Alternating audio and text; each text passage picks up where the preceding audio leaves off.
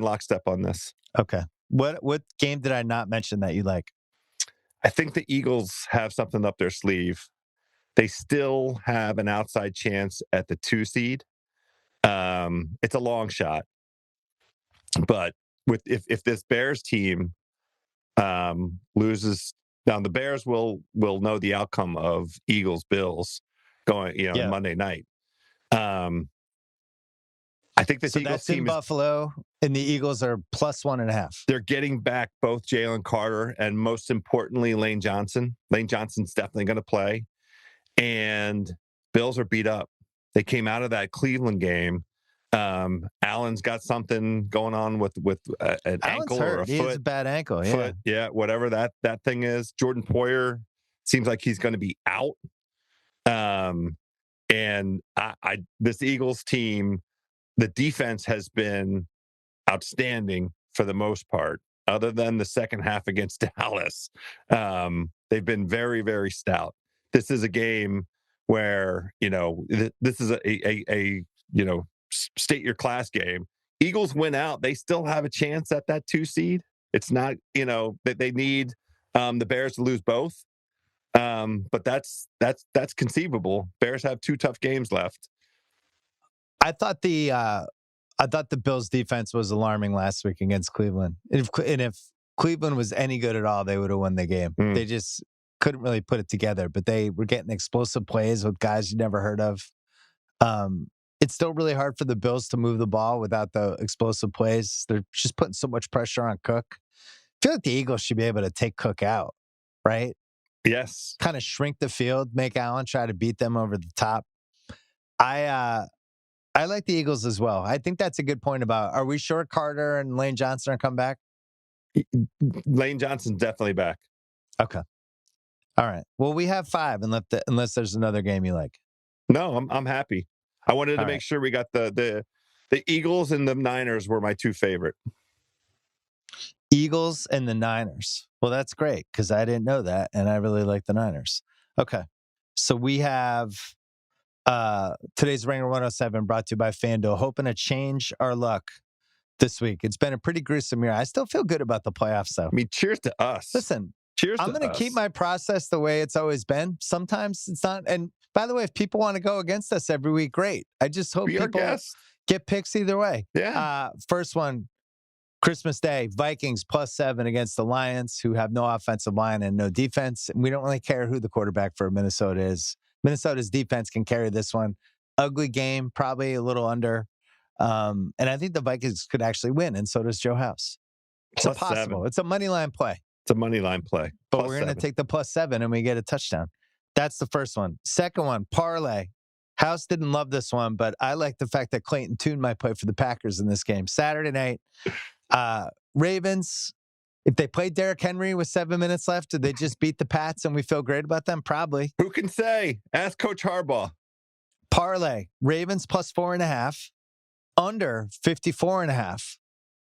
Let's go 55 points combined to beat this with Clayton Tune or Malik Willis, maybe Tyler Huntley. I don't see 55 points. Green Bay's defense is excellent. It's fine. Yeah, I don't see 55 points. It's your pick, not mine. You picked it. I think it's a 3-point game. I'm getting 4.5. Okay. I might win, and I don't think it's high scoring. There's 2. Okay.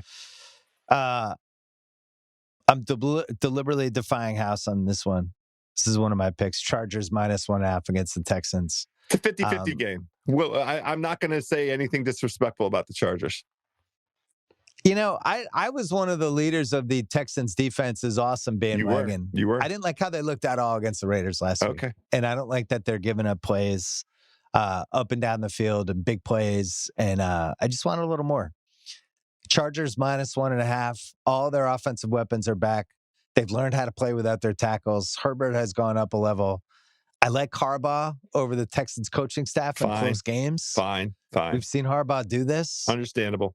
Think they can run the ball. And I like the scenario of the Texans lose and then the Jaguars win the AFC South. And then we can bet on the Colts money line on Sunday against the Jaguars team that might not care anymore unless they think they can get a 1 seed. And they'll probably care. Let me do that part over again, go.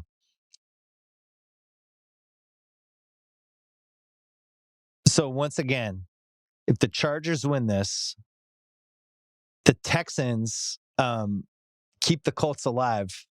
And if the Colts can somehow beat the Jaguars, we would have a Colts-Houston game that means something. People are starting to get worried about there being no Week 18 game that has any sauce. I mean, Panthers-Bucks is going to be there. Yeah, that's what I mean. Does that game have sauce? Do you want to? We watched that game last Sunday. Did you enjoy it? It's the worst kind of sauce that's out there. Yeah, I can't even come up with a bad sauce because I love Mr. sauces. G's special sauce. Remember we were at Jersey Shore that time with Jacko? And we went to Mr. G's and they had the omelet with the Mr. G's special sauce. And we made like a million jokes about Mr. G. Did anyone eat it? I don't remember. I was scared. I didn't know how Mr. G was depleting his sauce. All right. So that's pick 3.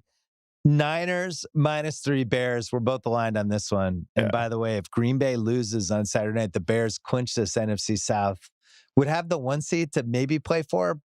Not that realistic, but that line probably goes up. And then last but not least, we both like the Eagles in Buffalo against a Buffalo team that barely hung on against Cleveland last week. The Eagles might be getting some guys back house. Yeah. Carter. Yeah. Lane Johnson. Yep. Both could this be the game where could this be the Eagles tease everyone and thinking they're back and the NFC runs through them? Maybe.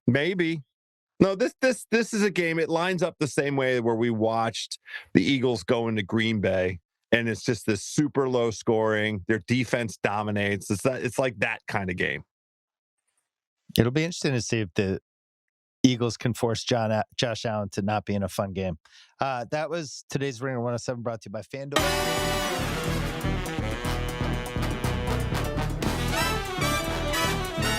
I like Falcons this week. Let's roll, baby. Welcome in. It is the Week 17 edition of the Ringer Sunday Pregame. Wise guys rocking and rolling in this final weekend of 2025. John Jastremski alongside Cousin Sal, Joe House, and Raheem Palmer. And of course, ladies and gentlemen, boys and girls, today's Ringer Sunday Pregame show is brought to you by FanDuel, where we are live on the FanDuel Sports Network. Odds subject to change. There's Sal, there's House, there's Raheem. Boys, I hope you had a fantastic Christmas. Sal, we're in the giving spirit.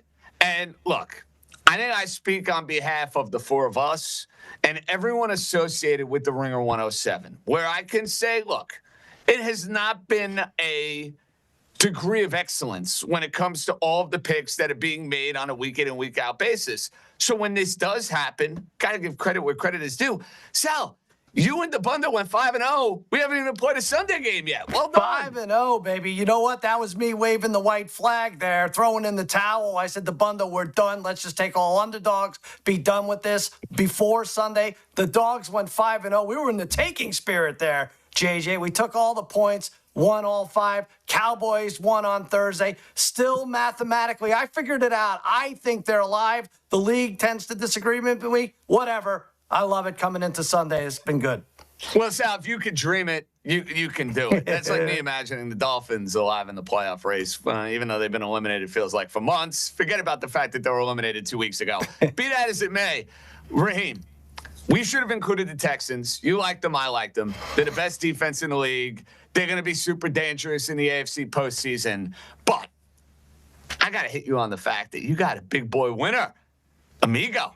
Chicago Bears didn't even play Sunday night against the Niners, yet they are champions of the NFC North. That 9-1 ticket you placed earlier in the year. Feeling good, baby. Yeah, I mean, we were all over the Chicago Bears in the preseason. We had them over 8.5 wins. We took them plus 550 to win the division. And then in the season, we took them plus 900 to win the division when they were down and out. I still believe in this Bears team, and I think they're live. I think they're live tonight, so we're going to have to see on Sunday Night Football. Maybe they can get the number 1 seed. We have plenty of thoughts on the Bears and the Niners coming your way. Joe House, I know it was a lot for you to digest, and it was a thing of beauty, right? It was the Christmas Eve meal, the Christmas Day meal, all of the football, all of the basketball. Then you throw in a couple of games on Saturday. I mean, my wife is trying to divorce me as we speak. It's okay. She loves me. Anyway, sir, if there is a grand takeaway for you as we now get set for the Sunday slate within the NFL, what is Joe House salivating over at the moment? Well, speaking of the Bears, the way the playoff seeding is lined up right now, if the Bears win one of their last 2 games, they will get the Green Bay Packers at home. And to me, looking at the entire 14-team playoff slate, the Green Bay Packers are the team that you want to play because God bless them. It was a very good season, but the injuries have finally caught up to them. And consecutive weeks, they have blown double-digit leads against teams that you know they had dead to rights. So I like the idea of whoever gets the 2 seed in the NFC having Green Bay come visit for a first round bon voyage. Excellent take. And it's funny how Raheem can attest to this. As I'm watching the Ravens slaughter the Packer defense and Derrick Henry's running wild and probably winning people fantasy championships up the wazoo, you know, Raheem, even in a losing effort, I'm watching Malik Willis. I'm like, this guy would look good in aqua and orange in South Florida. Like, it's amazing what these late games can do for a fan base or for a fan that's completely out of it. You start dreaming. I'm dreaming about Malik Willis, Raheem. Yeah, JJ definitely sent me that text during the game. Malik Willis looked great. I mean, the Packers couldn't run the ball, and he was essentially their run game. And then you look at Malik Willis in terms of his ability to throw the ball. He created a ton of explosive plays. So I don't know if this is a Matt Flynn situation to where people are going to watch, you know, these last couple of games with Malik Willis and pay him something that maybe he doesn't deserve. But I do think if you can put him with a genius offensive play caller like they have in Mike McDaniel in Miami, maybe they can make some noise. See, Sal, this is what happens when the Dolphins get eliminated before Christmas. You start acting delusional. It happens. You have to. No, it's not delusional. He's good. You know, the Matt Flynn days, Matt Flynn did it when we had 25 good quarterbacks. This is a no-brainer here. Malik Willis has to get paid, and he has to thank the Ravens defense for getting paid. All right, boys, we got wise wagers where the trophy may be leaving the compounds of Cousin Sal. We'll have to wait and see over the final 2 weeks of the year. We have our family meal where we came so close last week. No more Josh Allen. Sally, he absolutely killed us, or it would have been 4 for 4 on the anytime touchdowns. All right, let's get rocking. Jags Colts to kick off the 1 o'clock proceedings. I'm surprised this game got the marquee, but you know what? Phillip Rivers is still a quarterback, and you know what? He's worth the price of admission. All things considered, you have to be amazed with what Phillip Rivers did on Monday night against the San Francisco 49ers. He was not the reason Indianapolis lost that game. He's not the reason Indianapolis now is eliminated from postseason contention. The Colts, by the way, the first team to start 8-2 and miss the postseason since the 1995 Oakland Raiders. So it's been a long time coming since an 8-2 team has gotten knocked out. Jags, were they the Oakland Raiders back then? They might have been Los Angeles. They might have been Oakland. Who the hell knows, Raheem? Here's what I do know. The Colts now are that team that has that dubious honor. Jacksonville Sally's been red hot. They're laying 5.5 in a division game. Colts get Sauce Gardner back. How in the world do you want to play Jackson Colts?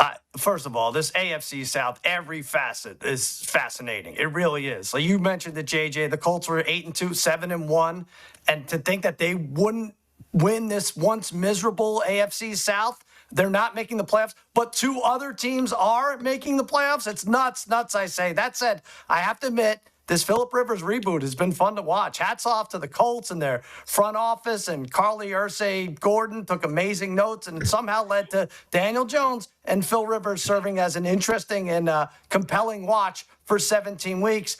But I have to go with Phil Rivers to throw an interception. I just do. I won with McCarthy to throw a pick last week. Rivers has 2 in 2 games. He throws a lot. He threw 62 times in 2 games, and a bunch of that is downfield, believe it or not. Jaguars defense, 19 picks this season, second best only to the Bears. I think they have 21. Something might be fishy with this interception line being so low. It's only minus 128. Rivers still celebrating the season of giving, I say. Let's cash it. Phil Rivers had thrown an interception. Now, a week ago, Raheem, you proclaimed the Disney movie is coming to an end. It wasn't the exact script maybe that you envisioned, because Phillip Rivers played his tail off against San Francisco, but the result was the same for the 49ers, and now the Colts are done as far as their playoff chances are concerned. This week, though, is the rumor true?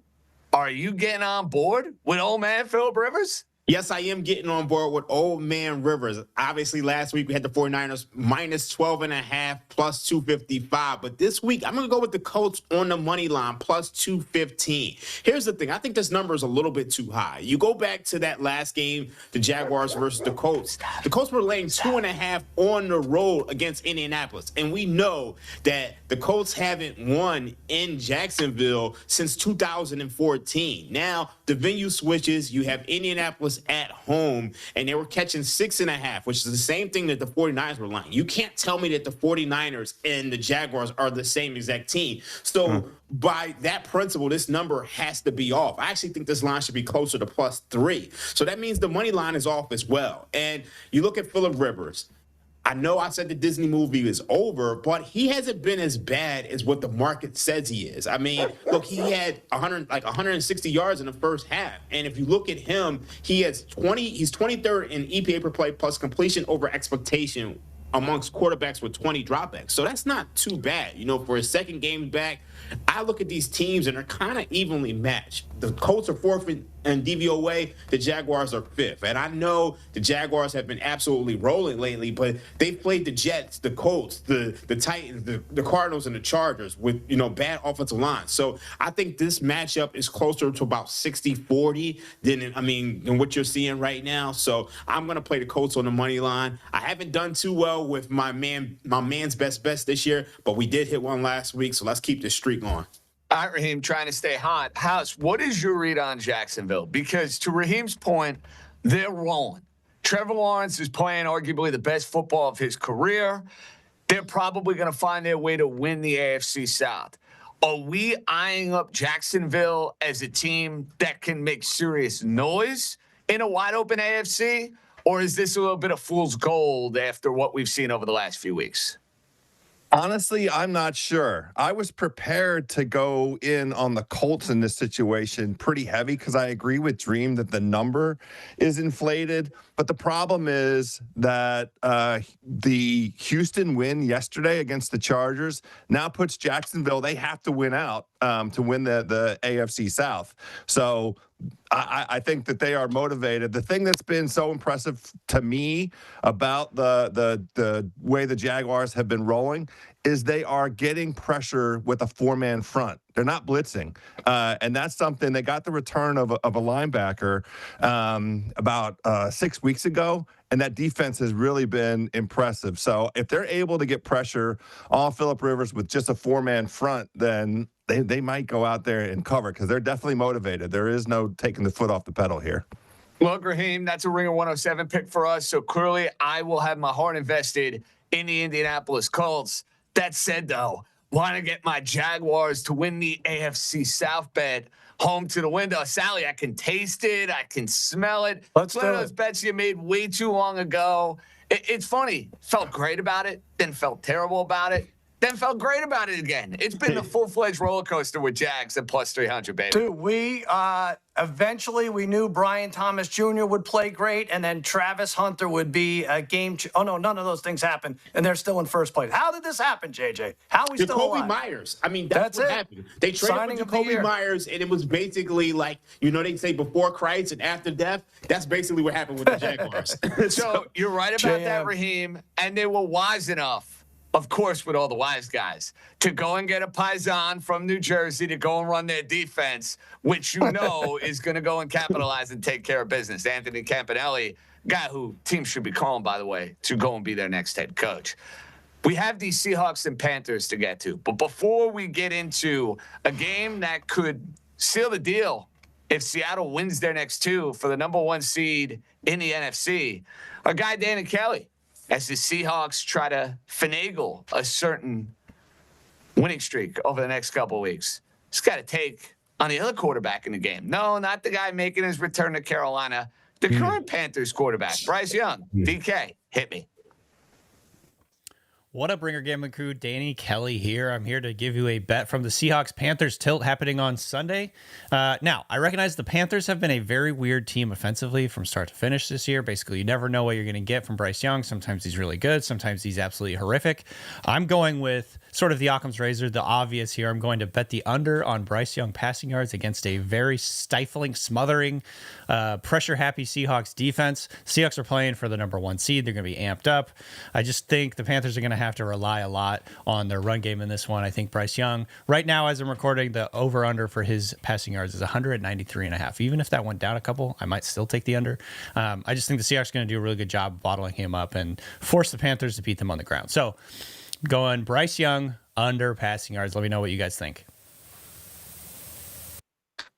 All right, thank you, DK. Now, this game, fellas, line was at 7.5. It has moved to 7. You know the deal with Seattle. They win their next 2 games. They go and win the NFC West. This, in a way, though, a free game for Carolina, because the game that could decide everything is their game coming up against Tampa in week number 18. This was a game that was an immediate stay away for me. I wanted absolutely no part of this game. Trying to figure out motivation, I found to be a little troubling. West Coast team coming to the East Coast. Mike McDonald's so good on the road. A lot of variables. House, SGP. You're feeling it. What's it going to be? Yeah, JJ, I think your instinct is right. That stay away. The Panthers have alternated wins and losses, both straight up and against the spread for the last 9 weeks. So they won last week. This week is supposed to be a loss. The problem is Seattle coming off of that very emotional, very incredible comeback against the Rams. And, you know, they've won 5 straight, but they're only 2-3 against the spread. So the way I'm playing this is Seattle to win by less than a field goal, -2.5. I like an under in this game. I'm taking the total up to 47.5. 47 is a key number. I don't think that we get over that. And then I like Kenneth Walker against this Panthers defense that gives up a lot of explosives. He only needs a couple of big runs to get over 50.5 rushing yards. And A.J. Barner has been involved. He's getting featured in this Seattle offense. We have him getting 4 of 6 targets for 49 yards. He ran a season-high number of routes on dropbacks, and the route participation has him boosted up here. So over 31.5 receiving yards for my main man Barner. Walker over 50.5. Seattle wins by a field goal, and we're under. That's plus 550 on the FanDuel Sportsbook. Let's go. All right, let's bring it home. Sal, Jackson Smith-Njigba, very good chance to go and win Offensive Player of the Year. He's somebody that you have targeted for this Week 17 game. How are we playing the standout Ohio State Buckeye? Yeah, I mean, I think Seattle rolls here, probably. That might be the pick because, like you said, JJ, they're going for the 1 seed here. Carolina will be scoreboard watching because if Tampa wins, only that Week 18 game matters for them. But, yeah, something that does matter for sure, like you said, JSN, Offensive Player of the Year award, neck and neck right now with Puka Nacua. If you look at their stats, they are virtually identical, except the odds are -220 in JSN's favor. I expect him to have an explosive play, and I'm going over 27.5 yards for his longest reception. It seems like a lot. I know I couldn't do it, but JSN has done this multiple times. In fact, he's done it 6 of his last 7 road games. He's averaged 41 for a long over that span. Give me JSN 28 or more for a longest reception, and I think he locks up the Offensive Player of the Year award this afternoon. So, Dream, most of the division odds are worthless now because these divisions are signed, sealed, delivered, and there's not much calculus involved. The one that features some fascinating debate would involve the NFC South. Now, you, sir, have this insane ticket on the Carolina Panthers. I don't know how many people got 18, 19 to 1, whatever the number may be. Now you're seeing that Tampa's at -160. So let's just say we're living in a world where somebody took Carolina at 3 to 1. Maybe they took them at 5 to 1. Maybe they took them at 18 or 19 to 1 like you just did. How should folks handle the next 2 weeks if you have a Carolina to win the division ticket? How would you play it? So, I mean, if you want to hedge, the time is right now. Tampa Bay is -144 to win the division. If Tampa Bay wins today, then, you know, this Carolina-Seattle game is pretty much meaningless, and it all it all matters for next week. And Carolina's going to be dogs next week on the road. So this is the time to hedge if you want to hedge. Or obviously you could probably hedge in game next week, but that's probably a little bit more difficult to do. I'm actually pretty angry at the NFL because they robbed us of a chance of doing a correlated parlay. You would have been able to, take Tampa Bay, and if had that game been, first, and then Carolina was playing Seattle later, you could probably just parlay Seattle and Tampa together. But now you can't really do that because they're playing at the same time. So I kind of miss the days where the NFL wasn't smart about their scheduling and had things at the same time. Well, and hey, this isn't even a Week 18 game, so this just happens to be a good coincidence for the NFL that you have Carolina and Tampa playing in the early window. Speaking of the other team vying for the NFC South, the Tampa Bay Buccaneers have not covered in 7 consecutive games. The team that was the feel-good ride of the beginning of the year with Baker Mayfield, the high-flying offense, they've been a mess. They're laying 5.5 against the Dolphins. Miami made the quarterback change last week. Quinn Ewers up and down. Miami defense let go of the rope. Chase Brown, Joe Burrow went off, and Cincinnati won that game going away. Sal, total in the mid-40s. This is a game that, to me, is going to have a decent amount of points. Don't feel great about Tampa's defense. Miami's defense, what's the motivation? What's the SGP that you have lined up for a battle of the Sunshine State? That's it. I thought there would be points in this. I cannot figure Tampa. I've been on the losing end of, what'd you say, 7 in a row against the spread? It's Disgusting. Actually 9. Is it 9? Yes. Yeah, it feels like 9. October 12th.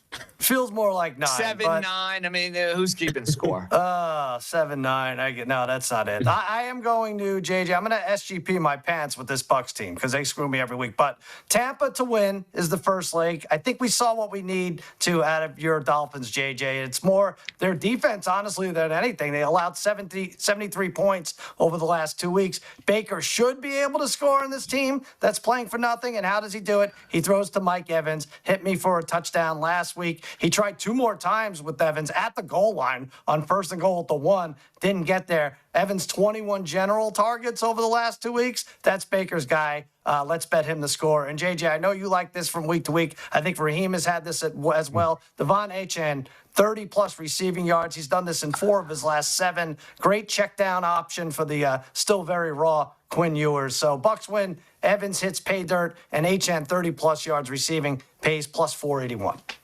Fellas, a couple weeks ago, I was dumb enough to take the Miami Dolphins as my man's best bet, and I ignored all of the history of my life as a Miami Dolphin fan when the Dolphins go in cold weather, freeze their tails off, and get absolutely smoked from the days of Marino to Fiedler to Tannehill to Tua. You're about to witness something that I've always seen and I've always expected throughout my entire life. The Dolphins now are set up to go and get a top 10 pick if they go and lose the next 2 games. So you know what's going to happen here. Miami against the Tampa team that is a hot mess. Baker Mayfield is hurt. Their offense is not the same. Devon Achane is still running like one of the best running backs in the league. The Dolphins are still trying somewhat for Mike McDaniel, and I don't know what's going on with Todd Bowles. I don't know what's going on with the Buccaneers, and it's going to annoy me to no end when the Dolphins go and actually win this game outright. We might as well capitalize on man's best bet. I didn't love the underdog card. I wanted at least a 2-1 underdog shot. This might be stupidity if Quinn Ewers throws 3 or 4 interceptions or the Dolphin defense doesn't try. But what over the last 2.5 months would lead you to believe that Tampa should go and win this game by margin? I'm taking a shot here. Plus 225 on the money line. And this money line is plummeting as we speak. Dolphins outright.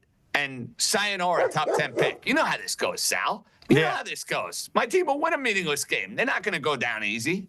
What, isn't this terrible being a fan of a sports team? The psychological, this devastation that you have to go through here, where you don't even like your team to win, but you think they're going to because they constantly, it would be part of screwing things up. Why do we do this to ourselves? For what it's worth, Commissioner J.J. House wants to step in here. I want a draft lottery in the NFL. And I'm not saying it's got to be the entire teams that missed the postseason. Maybe it's a top 5 or something. We'll get to one of the games that has serious ramifications of this later on when we go through the court of games. I need a draft lottery. Can we get a draft lottery at some point in time, House? Can we work on that? I don't think we need one in the NFL. The NFL teams, the players don't tank in the NFL. They try. That's they may not. They try. Well, the team, you know, what you do is you do something like what the Raiders are doing, which is shut everybody, all of their skill players down. And yet, watch what happens today with this Raiders-Giants game. I have a perspective on it, but I don't want a draft lottery in the NFL. Teams try all the way to the end. I'm fine with their system. Good for you. You know, interestingly enough, this is one of the 4 games where you have a team who was eliminated from the postseason facing a team who needs to win. So, you know, a lot of times you see those games, those numbers are a bit inflated. Now, when it comes to this matchup, you got to keep in mind that all-pro left tackle Tristan Wirfs is out for this game. So that hurts the Buccaneers, even though they've gotten back a lot of their skill players. But you just don't know what the offensive line is going to be without their all-pro. I'm personally going to stay away from this game. I initially, one of my initial leans for this game, and I actually had it written in a document before I took it off before the Tristan Wirfs injury, was Tampa Bay minus 9.5 in the first half. I'm really not a believer in Ewers at all. I think if Tampa Bay is going to win this game, they're going to get out to a fast start. So that was my lean for this game. Tampa minus 9.5 in the first half. I think it pays plus 255 or something like that. So that's where I would lean, but I ultimately didn't play anything on this one. You're staying away from it. Sal, the two of us were dumb enough to take Tampa to go and win the NFC. We felt so good about that 4 or 5 weeks into the year. It's funny how things change, you know? They look great. Baker was like a top 5 quarterback. Now he's like top 35, I would put him. I don't know what's going on. He's playing injured. That's what I would say if I were him, for sure. Boys, we have so much more coming your way in this loaded Week 17 edition of the Ringer Sunday Pregame. The marquee games to get to, plus New Year's Day, college football. The boys have picks. They're coming your way right after this.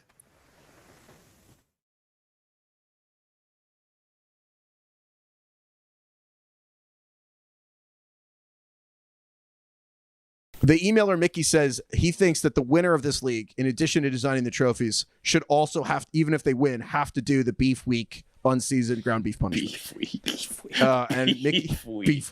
Beef week. So they want to know, Fantasy Court, how do you think this should be solved? And I think there's 2 questions. How do you resolve this winner situation? And how do you prevent this going forward? But DK, Chief Justice here, what do you think? So sorry, the question is, how do they get him to make the trophies ASAP? No, it's what do they do? How should this be handled that the winner of the league maybe this year, the guy in the championship, hasn't made? How should they punish him? What should the punishment be? Well, I think if I was running this league, I would say I'm deducting 5 points from your fantasy finals score every day until the trophies get done. I don't like.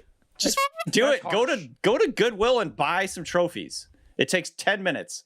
It's the holidays. I don't like meddling with the championship week. Craig is so lenient. I don't know. I'm like, it's like hard. He's like, you're traveling, your in-laws, you have like kids. So much for tough on crime, Craig. All of them have right? All of them have kids. I think I mean, like subtracting 40 points from your score every week is quite severe, but I think that would actually get you to do something. I'm fine with like deducting or like revoking your first round pick or deducting 40 points. I think stuff like that's good. I think this person has to do the ground beef thing. Yeah, that's fair. And in addition to make the trophies. And how are they going to police that though? He hasn't made the trophies. He's not going to eat the beef. Well, but you have to. That's the thing. You have to pair it with one of these other rules. Either after a certain date, the thing of I can just do your punishment and I get your first rounder is really funny. I think the real answer, you probably deduct 40 points every week until they, but it's funnier to have someone else steal your pick. That's hilarious. I think he should do the ground beef, even though he probably won't. And then I don't know because then we're going to get another email in 3 weeks being like, he didn't do the ground beef thing either. No, you combine it with the 40 points thing. So he would lose 40 points every week of next season. You don't do the punishment. So basically you're losing every week. You can't win again. So every week he doesn't build the trophies or eat the ground beef. That gets deducted 40 points for either of those. So it could be 80 points per week. Bingo. Yeah, I like that. Make it impossible for him to win a game if he doesn't do that. Yeah. I think DK is the right age. I'm leaning with DK. I think 5 points every day till he gets the trophies. This week? To Christmas week? Yeah, he's had a year. He came in last place 51 weeks ago. I don't know about that. You know what the issue is? It's the easiest punishment they've ever had. It's a trophy. It's too easy. It's why he put it off.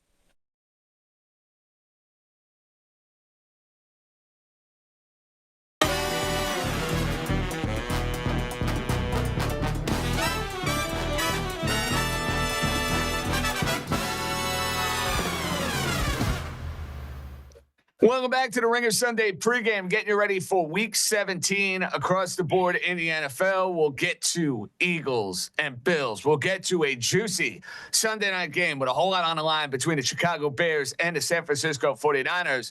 But boys, midweek, we have the college football playoff quarterfinals. We got rid of a bunch of the jabroni schools. Now we have some monstrous matchups. It starts on New Year's Eve. You got the Ohio State Buckeyes and the Miami Hurricanes. And then it's the cavalcade games on New Year's Day where most of America will be nursing a hangover. Not me, because I have to tend to a 7-month-old. So I'm going to be on good behavior on New Year's Eve. That way I'll be feeling great to kick off 2026. I know Joe House is proud of me for that. Cousin Sal, I give you the opportunity. Any bet you'd like to make for the college football quarterfinal, the floor is yours. I'm going to be about 11 Coke Zeros in come New Year's Day, but I'll try to stay up for these games. Yeah, I'm going to take Ohio State and Indiana just to advance. That's a money line parlay. It pays -130. This would have been a bad idea last year as all 4 bye teams went down in their first game, but I like Ohio State, Indiana. Ohio State just has to step it up against Miami. It's going to be one of the tougher defenses they've gone against, but I think their defense will be the story. They allow less than 9 points a game. Miami's running game struggles, and now up against Ryan Day's defense that allows 2.8 yards per carry, puts Carson Beck in some tricky situations. Jeremiah Smith, Carnell Tate healthy after the extra rest. Buckeyes win fairly easily. And then pair that with Indiana to beat Bama. The Tide struggled to run the ball, now up against a top 3 defense in the land. Also, Caleb DeBoer's team 0 pass rush, just none. Mateer went for 300 last week. Gunnar Stockton threw 3 touchdowns. That happened all in the last 2 games Alabama played. I think Mendoza is going to be able to play his game. I think this is fairly simple. Don't overthink it. IU and the Buckeyes in the semis, throw them on a money line parlay. I endorse that parlay. Joe House, rumor has it, one of those 2 teams would be your contribution here to this college football quarterfinal conversation. What is the play for you on New Year's Day? Yeah, JJ, I'm in sweats this morning because we only have 11 NFL games, but we have this amazing college football slate in front of us. So I'm working hard. And the Indiana Hoosiers have been working hard all college football season. I have a little nugget for you guys. This comes from the Action Network, pals. The last time the top-ranked team in the country played an opponent ranked 9th or lower in a bowl game as a favorite of less than a full touchdown was 1962. Look at that. How do we get some respect for this Indiana team? My goodness, laying only 6.5 against this poverty Alabama team that took an incredible self-sabotage by Oklahoma. My goodness, that was outrageous. Alabama really didn't do anything to prove that they belong in this playoff. They're a one-dimensional offense going up against a defense that's, any metric you want to find, top 10 in Indiana. Plus, Indiana, top 5 on both sides of the ball. Offensive, pass game, run game. I like the balance of this Indiana team. I think that the road for Alabama stops right here. I love Indiana by margin. I'm happy to lay the 6.5. Yeah, I would be too. And for what it's worth, Joe has beat me to the punch with the Indiana Hoosiers. I do have a bet that I absolutely adore and I absolutely love, and I'll give it to you now. It's the Georgia Bulldogs to go and lay 6.5 against Ole Miss. And I like Georgia for a couple of different reasons. Number one, their defense is the best that college football has to offer. That's number one. Number two, they've already beaten Ole Miss earlier this year, so they've seen some of the wrinkles that the offense of the Running Rebs could throw their way. except for the fact now that Ole Miss doesn't have a head coach. So it's all well and good that they played earlier in the year and Georgia beat them. They covered. They won it by 8 points. Great. Now Ole Miss, after a win, has got to figure out, we got to scheme up the best defense in college football. And yet we have this makeshift coaching staff? I don't think so. Georgia laying the number, and I would sprinkle something on Georgia to go and win the national championship. I know everybody's all in on those two teams from the Big Ten. I will go the other way. Give me Georgia to win the national championship. That line was at 7-1. It has plummeted here a little bit over the last week or so. Good news for me. I like that line movement working in my direction. Raheem, we need one more. And my sense is Cousin Sal isn't going to like this one. Yeah, I'm going to go with Texas Tech plus 2.5. So a lot of what we do on this show is a bottom-up approach. Handicapping the games, handicapping the matchups, looking at the numbers, looking at the statistics. I'm not going to do any of that here. I'm not going to pretend to be a college football expert and be able to approach college football in the same way that I do NFL or NBA. But what I am going to do is take a top-down approach, and that means looking at the market. And when you look at the market, this line opened Oregon minus 1.5. It got bet up to 2.5. But right now, if you look at across the market, right now, FanDuel Sportsbook, where it's Oregon minus 2.5. So they're making you pay a premium there. But there are still 2s and 1.5s in the market. And to me, that's saying something. So I think there's value on Texas Tech with this current number at FanDuel Sportsbook at plus 2.5. If there's 1.5 in the market and I can get 2.5, I kind of have to take it. So I do think Texas Tech is one of the best teams in the country. But like I said, I'm taking a top-down approach to this, and I think that's where the value is. All right, boys, let's cash as many of these as possible, and that way we have a little extra loot going into Week 18 in the NFL. Speaking of Week 18 and what will matter and what won't, the Philadelphia Eagles taking on the Buffalo Bills. A possible Super Bowl preview? Perhaps. The Eagles, much better offensively over the last two games. Buffalo had that monstrous win 2 weeks ago against the New England Patriots. They have a remote chance of winning the AFC East. They need a win and another win, and they need some cooperation from either the Jets or the Miami Dolphins against New England. Newsflash, good luck for Buffalo as far as winning the AFC East. They're more than likely going to have to get to the Super Bowl winning multiple playoff games on the road. Sal, here's my problem with this game. Motivation. Philadelphia won the NFC East. Buffalo kind of knows deep down they're not winning the AFC East. How much does it matter for the Bills to be the 5 seed? How much does it matter for Philly to keep this momentum going? Here's my issue with the Eagles. Are we sure their offense is fixed? I know everything would say, hey, much better the last couple of games against Washington, against the Raiders. Now, all of a sudden, the Eagles are going to look like that Super Bowl team we saw a year ago. This is the show-me game for Philly. Is Philly going to show me something? Yeah, well, they are because you have to watch it. The Raiders are the only other game on late afternoon. They really put a lot of eggs in this basket here. I don't know what it is, JJ. I think if these two teams met in the Super Bowl, I'd take Buffalo. But for some reason, Philly plus 1.5 is jumping out at me. I do feel like Sirianni has his act together. And more importantly, has Jalen Carter coming back. This is huge.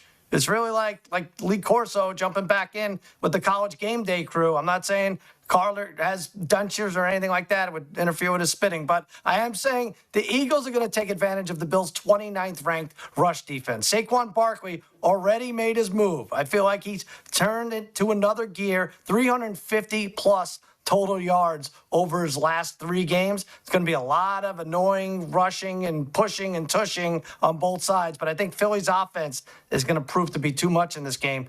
27-22, Dirty Birds take it.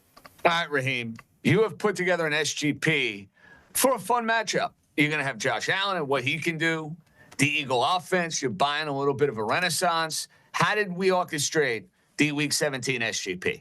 Okay, so my SGP, I'm going with the Eagles on the money line. I'm also going with Devontae Smith, 4+ receptions, and I'm going with Saquon Barkley, 80+ yards. First, let's look at the Philadelphia Eagles.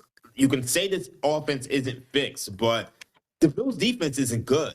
And I'm not saying that they're probably Raiders or Commanders level, but they might be that bad. I mean, the Bills' rush defense is 29th in success rate, 31st in rushing EPA per play. So Saquon Barkley should have a big day. And they're getting Lane Johnson back. And you're looking at Jalen Hurts. He's starting to run the ball a little bit more. And then also the Bills are banged up defensively. Daquan Jones, Shaq Thompson, Jordan Poyer.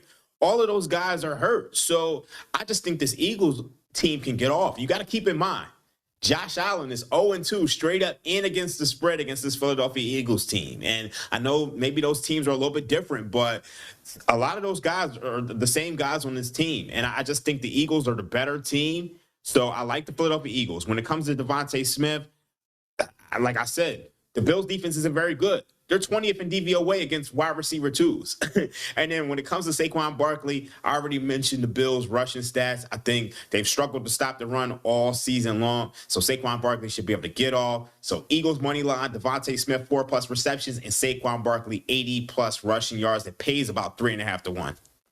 You know, House, going back to the beginning of the year in the summertime when we were going through division by division, Washington under, I don't want to rub it in. It was one of my favorites, but I also love Saquon Barkley under rushing yards for the year. It's not been the same season for Saquon.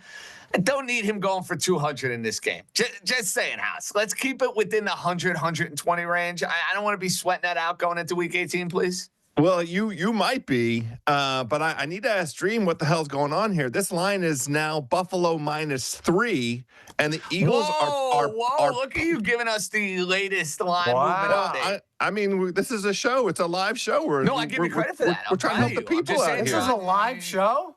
Oh, Jesus. No. I froze. I got to talk to my agent here. Plus 138 on the money line. You know, if this had been sitting there all week, how many of us would have been fighting to take the Eagles on the money line outright? Dream has it in his SGP. I do wonder if there is some market speculation around motivation here. Like if the Eagles aren't up at the half or it's close, or do they start resting guys in the second half? Again, Eagles win out and Bears lose out. Eagles get the 2 seed and Eagles get to host the Packers. I feel like that's sufficient motivation. I just Lane Johnson's not playing. Jalen Carter's playing. Lane Johnson is not. Oh, wow. I thought Lane Johnson was playing. Interesting. No, he's ruled out. But I was Sal. I'm literally in the injury report right now. I'm not seeing anything other than what we kind of anticipated. I really don't understand the line movement. Yeah, let me ask Raheem. Raheem, you're the numbers guy. Why this spike to Buffalo about an hour and a half into the soon-to-be 1 o'clock window? I don't know. Well, we got time to figure it out. Guess what? We're here until about 12:57 Eastern. So you can speculate, you can envision it, and we'll try to figure it out. Now, a week ago, boys. Oh, Big Dom is starting quarterback. It said. They should let us know that. Yeah, they should let us know. Wait, Kenny Pickett is in Vegas. Be that as it may. A week ago, the tight ends were very good to me. I had an OMG bet, a little under 4 to 1. It involved Darren Waller and Bengals tight end Mike Gesicki. Well, here's what we're going to do for Eagles tight end, Dallas Goedert. He shows up for these big games, 20+ receiving yards. Pretty basic, right? Not asking a whole lot. We're also going to parlay that with Mike Gesicki, who does that terrible gritty, Jersey, Philly. He's a Jersey Shore guy. It's close to one another. We're going for a little synergy here. We're not making you wait until Bengals and Cardinals later on in the show. Go fire on this sucker. Goddard, 20+ receiving yards. Mike Gesicki, an anytime touchdown. Let's make it 2 in a row with the OMGs. A little under 4 to 1. Sal, I can't quit Gesicki. It was good to me last week. It's one of my biggest chuckles every week when Gesicki scores and spikes the ball. I'm like, JJ had it again. I think you have a glitch in your FanDuel app. It doesn't allow you to make a parlay without including Gesicki touchdown in there somewhere. God bless you. You're doing it again. It's got to be there. Listen, I love my guys from Jersey. I'm from Staten Island, but we like the Jersey boys. Yeah. Anyway, let's get back to the early window. A game that is a clincher, perhaps, for the Pittsburgh Steelers. They're laying now 4.5 against the Cleveland Browns. A disgusting total, might I add. 34.5. Sal, it's been a while. I have to do it. Is it back? Are we back? I have to do it. Browns first half, Steelers to win the game. I don't care about the playoff implications and that the Steelers can clinch the AFC North with a win. I don't care that at some point we could see Myles Garrett and Mason Rudolph again, a delightful rivalry from the past. None of it matters. What does matter is that my Steelers special, opponent leading after the first half, Steelers to win the game combo, has hit only once this week, and it was in week 1. It was so prosperous last season, and it's so lackluster this season. Well, this is the week we repeat. Pittsburgh comes out flat. Remember, they've scored 7 points or fewer in the first quarter in 67 consecutive games. So I think Shedeur and the Browns take a 13-10 halftime lead. Shedeur starts feeling himself and then feels the wrath of that Steelers defense, the one we saw against Miami, the one we saw last week at Detroit. The Steelers eventually win the game. They clinch the division.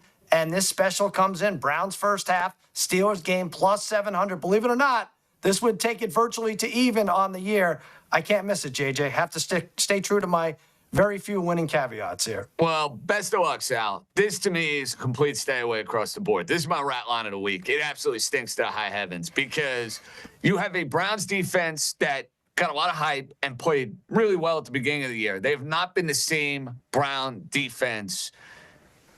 Bottom line. Then you have a Steeler team.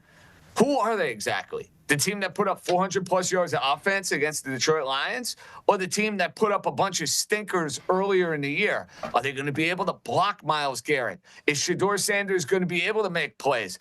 I just don't want to go anywhere near this game. And then you throw in the fact that the NFL, deep down, really wants Cleveland to win. You want to know why? Because if they get a Brown win, they're getting Steelers and Ravens for the division. They could put it on NBC, Sunday Night Football, 8:20 for all of America to see. I throw in all of this mumbo jumbo, Joe House, and it makes it the stinky stay away from me of the week. Rat. Tough to have a great feel on Steelers and Browns. You, sir, though, have a parlay for us, do you not? Yeah, I don't think it's that hard. Cleveland's won their last 3 home games against this Steelers team, and they are, the difference between them at home and them on the road defensively is enormous. The most profitable team at home over the last 3 years, the Cleveland Browns. But this is one of those games where, you go Google weather in Cleveland and you get all this mumbo jumbo nonsense, pouring rain, 20-mile-an-hour plus wind gusts. Go eat my 6-7. I mean, I'm not sitting here. I don't tolerate none of this weather nonsense. I'm playing Shedeur Sanders over on his passing total, way over. I have him at 225 plus yards on an alt passing total, and the Browns over 15.5. This is an insulting total. 34.5. Has anybody watched this Steelers defense? It's a pass funnel defense. No JJ Watt or TJ Watt. There's no Watt that's going to touch the field for this.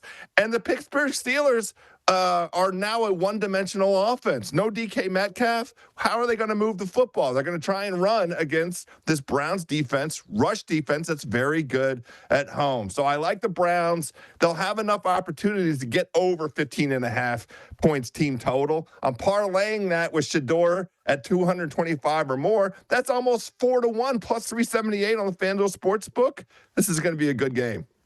House, we had the Lions to score 60 points last week, and they didn't have the ball the whole second half. Don't get me started with the Lions. It's just done awful. with them. Steelers defense might be okay. On Wednesday. They might be all right. Say. Enough of the Lions. Enough. They made me sick. Gross. Last Sunday. That's not a serious football team. Let me have the Browns at home, baby. I'm rooting for you, Joe House. Raheem, this line moving to 4.5. Is this all about the clinching scenario for the Steelers? Yeah, that's pretty much what it is. All motivation from what I'm seeing. No injury news that would really change this. So I think it's all about the clinching. Obviously, the Ravens won last night, so the Steelers are trying to win in this thing. Boys, Sunday Night Football. Can't wait to watch this game. Major playoff ramifications on the line. The Chicago Bears, champions of the NFC North, getting now 3.5 against the resurgent Brock Purdy. Christian McCaffrey, the super well-coached San Francisco 49ers led by Kyle Shanahan. Sal, that trophy is looking spiffy. It might be the last week that it remains in Casa de Sal, perhaps. Rumor has it you're going out swinging for this 2025 season with your wise wagers. What's the wise wager? Bears Niners. I have to. It's Bears team total under 24.5. But let me just say something. I'm going to be honest. Over the last month, it's been devastating trying to come to grips with the fact that I'm going to lose this trophy. Been so close to me for the last 2 years. And to think I may have to give it up to anyone sickens me. But then I saw Raheem put out a tweet this week that made me sad. And I think it's Raheem. Tell me if I'm right. It says, I'm blessed and thankful to be in the position I'm in, but I owe the government way too much money. I have taxes.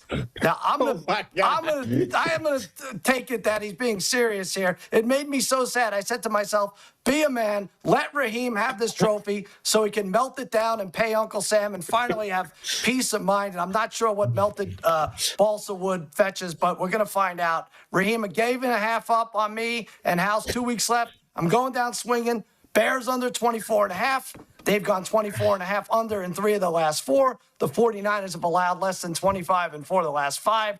I don't think the Swift Mananangai guy does a lot versus his top 8 run defense for San Francisco. I think I added a syllable or 2 in there, but the Bears' strength of schedule is the lowest amongst the seeded playoff teams. I think San Francisco wins this in the 29-20 range, taking the Bears under 24.5. And who knows, if Raheem's Bengals blow it, we could have an exciting ending in Week 18. Look at you spoiling wise wagers, you sick man. Now, I love your wise wager, and I'll do you one better. I'm not going to go near the team total. And the gentlemen have had fantastic years with the wise wagers. This guy has not. You know what, though? We're going down swinging. We're going out fighting like a champion. We are not quitting like some of these NFL teams do over the final 2 weeks, and we're going to win our final 2. And I love the San Francisco 49ers here in this spot. The Bears just clinched the division. The Bears are coming off their win of all wins against the Green Bay Packers, the Caleb Williams moment on Saturday night.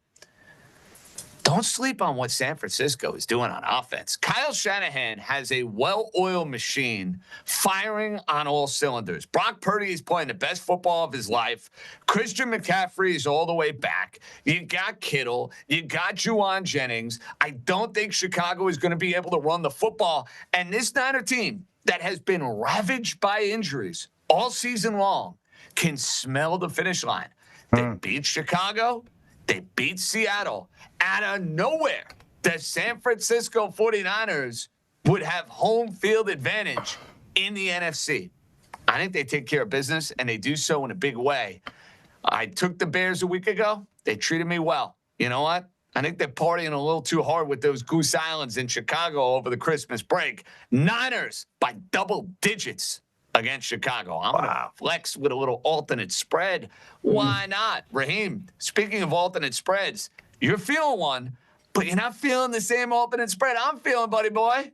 Yeah, I'm laying Bears minus 2.5 plus 200. I think y'all are crazy because the 49ers are 29th in defensive success rate, 48%. They're 31st in rushing success rate on defense. They can't stop a nosebleed, and they have no pass rush at all. So if you look at Caleb Williams, like, honestly, this could be his best game of the season. Like this is this is barbecue chicken, as Shaq said. I mean, I think this could resemble the game that he played against the Cowboys, where, he torched us. Like, this 49ers defense is not good at all. And look, we know that the 49ers offense has been absolutely rolling. But look at who they played. They played the Arizona Cardinals, the Carolina Panthers, the Cleveland Browns, the Tennessee Titans, and the Indianapolis Colts. That's, the last few opponents. And then you go back before that, obviously they lost to the Rams, but before that, it was the Giants. So I'm not really putting a lot of respect on the 49ers. I know they haven't punted in December, but this is the best opponent that they face. And one thing we know about Brock Purdy is he's reckless. He has almost a 4% turnover-worthy throw rate. Well, guess who leads the league in forcing turnovers and turnover differential? It's the Chicago Bears. So I think this is a kind of a back-and-forth game. I think both sides will be able to run the ball, and I think this is probably a 3-point game either way. So I'm laying it with the Chicago Bears. I think they have a chance to get in the number 1 seed. So I think they're going to keep this momentum going. And one thing to keep in mind, the 49ers are playing on a short week after being on the road. Very, very tough spot. Meanwhile, the Bears played on Saturday, so they got 2 extra days of rest. So I think that matters here. I'm laying it with the Chicago Bears -2.5 plus 200. 2 extra days of rest or 2 extra days of partying? We'll see, buddy boy. Heads up with my guy Raheem on this one. House, I'll let you break the tie. Bears, Niners, can't wait to watch this game. What's your play? I liked it when it was Niners -3. I don't like it as much at 3.5. Kittle unlikely to play are the current reports, but on the other side of the ball, there is some news about some illness that is befallen the Bears. So we'll see how that shakes out. I like the idea of this San Francisco team being able to move the ball. They have been an absolute truck since Purdy came back, 5-0, and they've won every one of those games by double digits. I like the dream thesis here, which is kind of a shootout. I do think Chicago will be able to move the ball as well against this 49ers defense that really, they got a very nice turnover on a kickoff. The defense didn't do the job against the Colts. The Colts kind of self-sabotaged there. So shootout kind of situation. I'd be fine with laying the 3. The 3.5 scares me. Boys, Monday Night Football, a game that means a whole lot to the LA Rams, a game that doesn't mean a whole lot to the Atlanta Falcons, but let's give the Falcons a little bit of credit. Took care of the Cardinals a week ago. Obviously had the big win on Thursday Night Football, so they're on prime time for the second time in 3 weeks. Line has moved from when we started this show. It was at 8.5 for most of the week. It is now down to 7.5. Now, Cousin Sal, All right. your teases. You may be giving away that Wise Wager trophy, but you have been the king of the tease, my man. 7-1 in your last 8. You have another tease for us.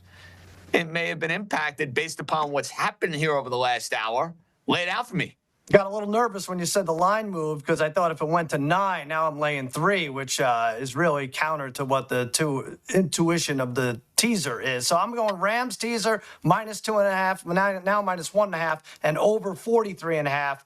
Back on track, like you said, JJ. 7 of my last 8 teasers. It might be 6 out of 7, but I think it's 7 out of 8. Also, no one's really keeping track, so let's say 7 out of 8. 7 out of 8 sounds better, by the way. So we're rolling with that. They're coming off a loss. They're 4-0 straight up and against the spread after blowing a game with more than a 1-possession lead, 9 points or more in their previous game. Thanks, Action Network. Atlanta's defense rank is somehow better than their points yielded suggest, right? 28 to the Bucks, 37 to the Seahawks, 27 to the freaking Jets. The Rams are not losing to Kirk Cousins, especially after blowing it last week. McVay on extended rest takes this one 30-23. We're going Rams and over on a teaser. Everybody wins. House, you're in the giving spirit, so we're getting really frisky with these parlays. You're just giving out parlays like Santa Claus giving out presents.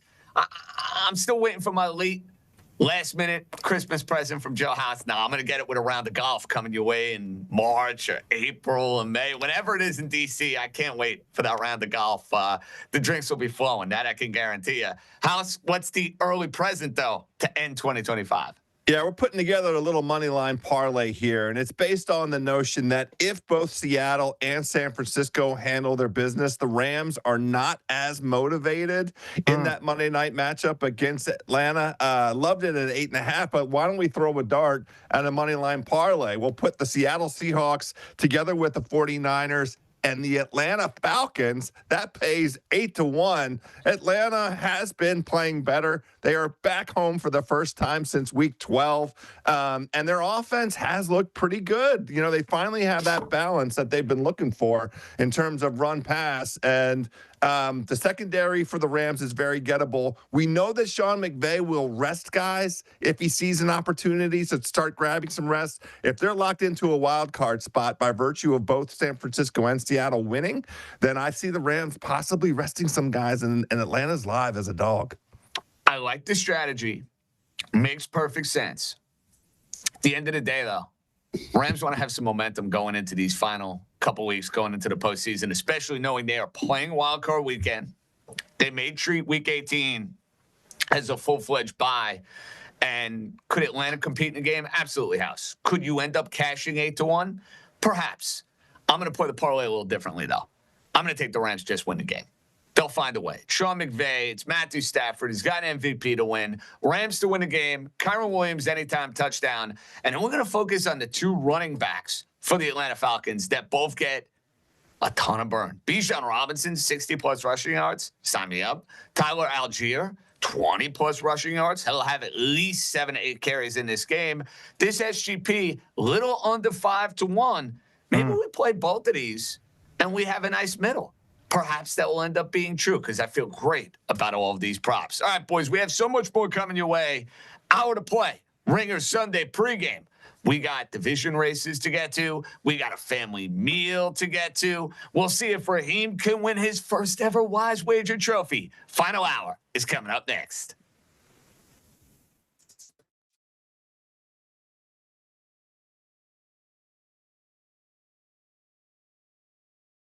Last game, Sunday night, Deontay. Bears, 49ers. What's at stake here? Bears are 88% to win the division. They still have a chance to get the 1 seed here. They basically need to win their last 2 games, and the 49ers need to beat the Seahawks in week 18. And then the 49ers, if they win these last 2, they're the 1 seed in the NFC. If they win these last 2 games, Bears and Seahawks, what do you have for your headline? Before I give it, it's just wild to me that we could be considering the 49ers being the 1 seed because it's just. How about both these teams? If I would have told you at some point. There's never been a point in this season at all where I considered either of these teams to be potential 1 seeds in this conference, right? It just kind of speaks to just how wild of a regular season we've been dealing with. But my headline for this, and I think it's going to kind of feed into what my analysis is for it, is bear down, hopes up, Caleb Williams dazzles against the 49ers. Ooh, and I like that. To me, I think that this game, while Brock Purdy and the 49ers offense will certainly have their say, especially based off what we saw last night on Monday against the Colts defense, which is banged up, but they move the ball very efficiently, and Brock Purdy looks about as good now as he did in 2023, right, when he was leading his offense towards the Super Bowl. But to me, what this game is going to come down to, and whether or not Chicago is going to win, and whether or not the storyline about Ben Johnson and what he's done to get the best out of Caleb Williams continues, is going to be based on whether or not Williams can be disciplined outside the pocket and aggressive within the pocket, right? You're going to have to play to San Francisco's weaknesses.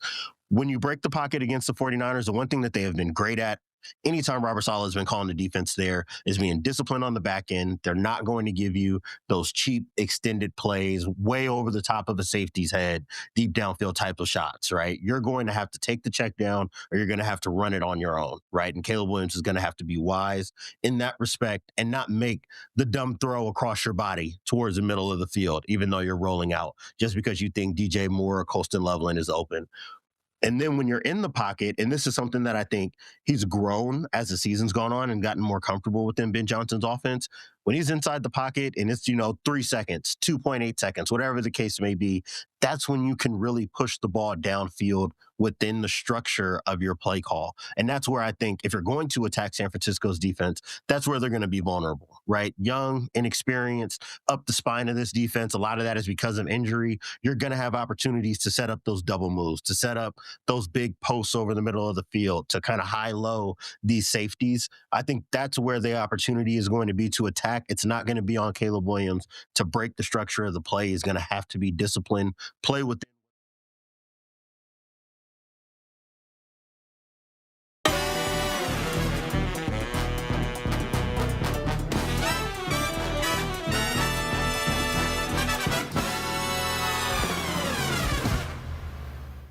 Number 2 of the Ringer Sunday pregame with the Wise Guys. FanDuel Sports Network. Hope you're watching as well on YouTube. You can participate on YouTube. You want to leave us a comment, a complaint, get involved with the polls, all that good mumbo jumbo. John Jastremski alongside my 3 amigos. Cousin Sal in Los Angeles, Joe House in Washington, D.C., Raheem the Dream Palmer feeling his oats right now in Las Vegas. He's hitting big futures tickets. He's dreaming of that Wise Wager trophy. Before we get back to the slate of games for Week 17, I put together an SGP. It involved Kyron Williams of the Los Angeles Rams, Tate Frazier, Ringer Tailgate. I spend time on Tuesdays on Ringer Gambling with Cousin Sal. He's the best golfer in the Ringer family. Joe House, you're number 2. Don't get me wrong. It's a great title to have. He's an outstanding golfer. Tate's he shot even par when I played with him. House, you pull out an even par with me, I'll say you're the best, okay? If you do that, not a problem. Anyway, Tate, You got to play for us. Is it going to endorse one of JJ's SGP legs? What's up, wise guys? Tate Frazier here. I hope everybody is having a happy holidays right now. I am in Washington. We got Seahawks going down to the Panthers today. That's my game of the day. But let's talk about the Patriots going up to the Jets. We got a lot of injuries in this game. I think this is a little bit of a trap game. They're trying to bait you into taking the Jets against this Patriots team. Last time, 27-14. I'm going to stay away from this, but I don't know what's going to happen with all the injuries. I assume Drake May will have a good game, as he had for, the majority of the season. Shout out to my guy Drake May. But I'm going to go with Kyle Williams, anytime touchdown. You can get that right now at plus 280. Kyle Williams, former Wazoo Coug, to get a touchdown in this game, courtesy of Drake May. He scored 2 touchdowns in the month of December, so I think he's going to get another touchdown on the board. So there you have it. Play of the day, Kyle Williams, anytime touchdown. Shout out to the wise guys. Hope everybody has a happy new year. Guys, I was duped. What happened? That was supposed to endorse my SGP. I didn't know it was Kyle Williams of the New England Patriots. Come on, that's what happens when Burgundy reads everything that you put into the teleprompter. You see K. Williams, you think of one name and one name only. Yeah, maybe a little bit of a Freudian slip on my part. I don't care. Good pick, Tate. We like the plus money plays that much more. Kyron Williams, you're only getting even money anyway. That leads us from my brain fart to Patriots and Jets. I mean, speaking of brain farts, anytime the Patriots play the Jets, I mean, it's death taxes and the Patriots just running amok on the folks that root for the team that wears green and white. So, New England is laying 13.5. New England is coming off a signature Drake May win against Baltimore on Sunday night. Now, I want to remind you of something. The Jets have Aaron Glenn as their head coach. Yeah. The Jets are starting Brady Cook at quarterback. I like it. You want to take the Jets outright in this game? No. Should I have you drug tested? Are you okay? Yeah. No. I'm going to be transparent here. No drug test necessary. I'm going Jets money line, but it is only to stay in this, man's best race for one more week. Joe House is not just running away with this title. He is Flash Gordon, and the rest of us, our dogs have all been put to sleep at the kennel, like back in October. Sorry, sad thought, I know, but Merry Christmas. That's why I have to go Jets. I don't love the Jets to beat the Patriots. It's the only pick I'll give out today that I won't be betting myself. But a couple things. I did this with the Raiders last week over the Texans. No one thought they had a shot. Very close. Vegas crumbled down the stretch for Geno. Not fun for me, and I'm going to try it again this week. Patriots down 5 starters. Could be a biggish deal. Not sure how they get up for this after that Baltimore win. Crazy. Maybe the Jets play with some pride and treat this as a rivalry game. They get their first pick. They'll go bananas. They don't have an interception. Jets. Man's best bet. I'm not even believing what I'm saying here. Take it away, JJ. Whatever. I appreciate the sincerity. Plus 750 is plus 750. House, in all seriousness, though, this line is super overinflated. I know how pathetic the Jets are. Brady Cook, Aaron Glenn, non-competitive over the last couple of weeks. Just knowing New England just needs a win, and it's like a get-out-and-dodge type of performance. This, to me, reeks of a game where you get a C-minus, D-plus game from the Patriots.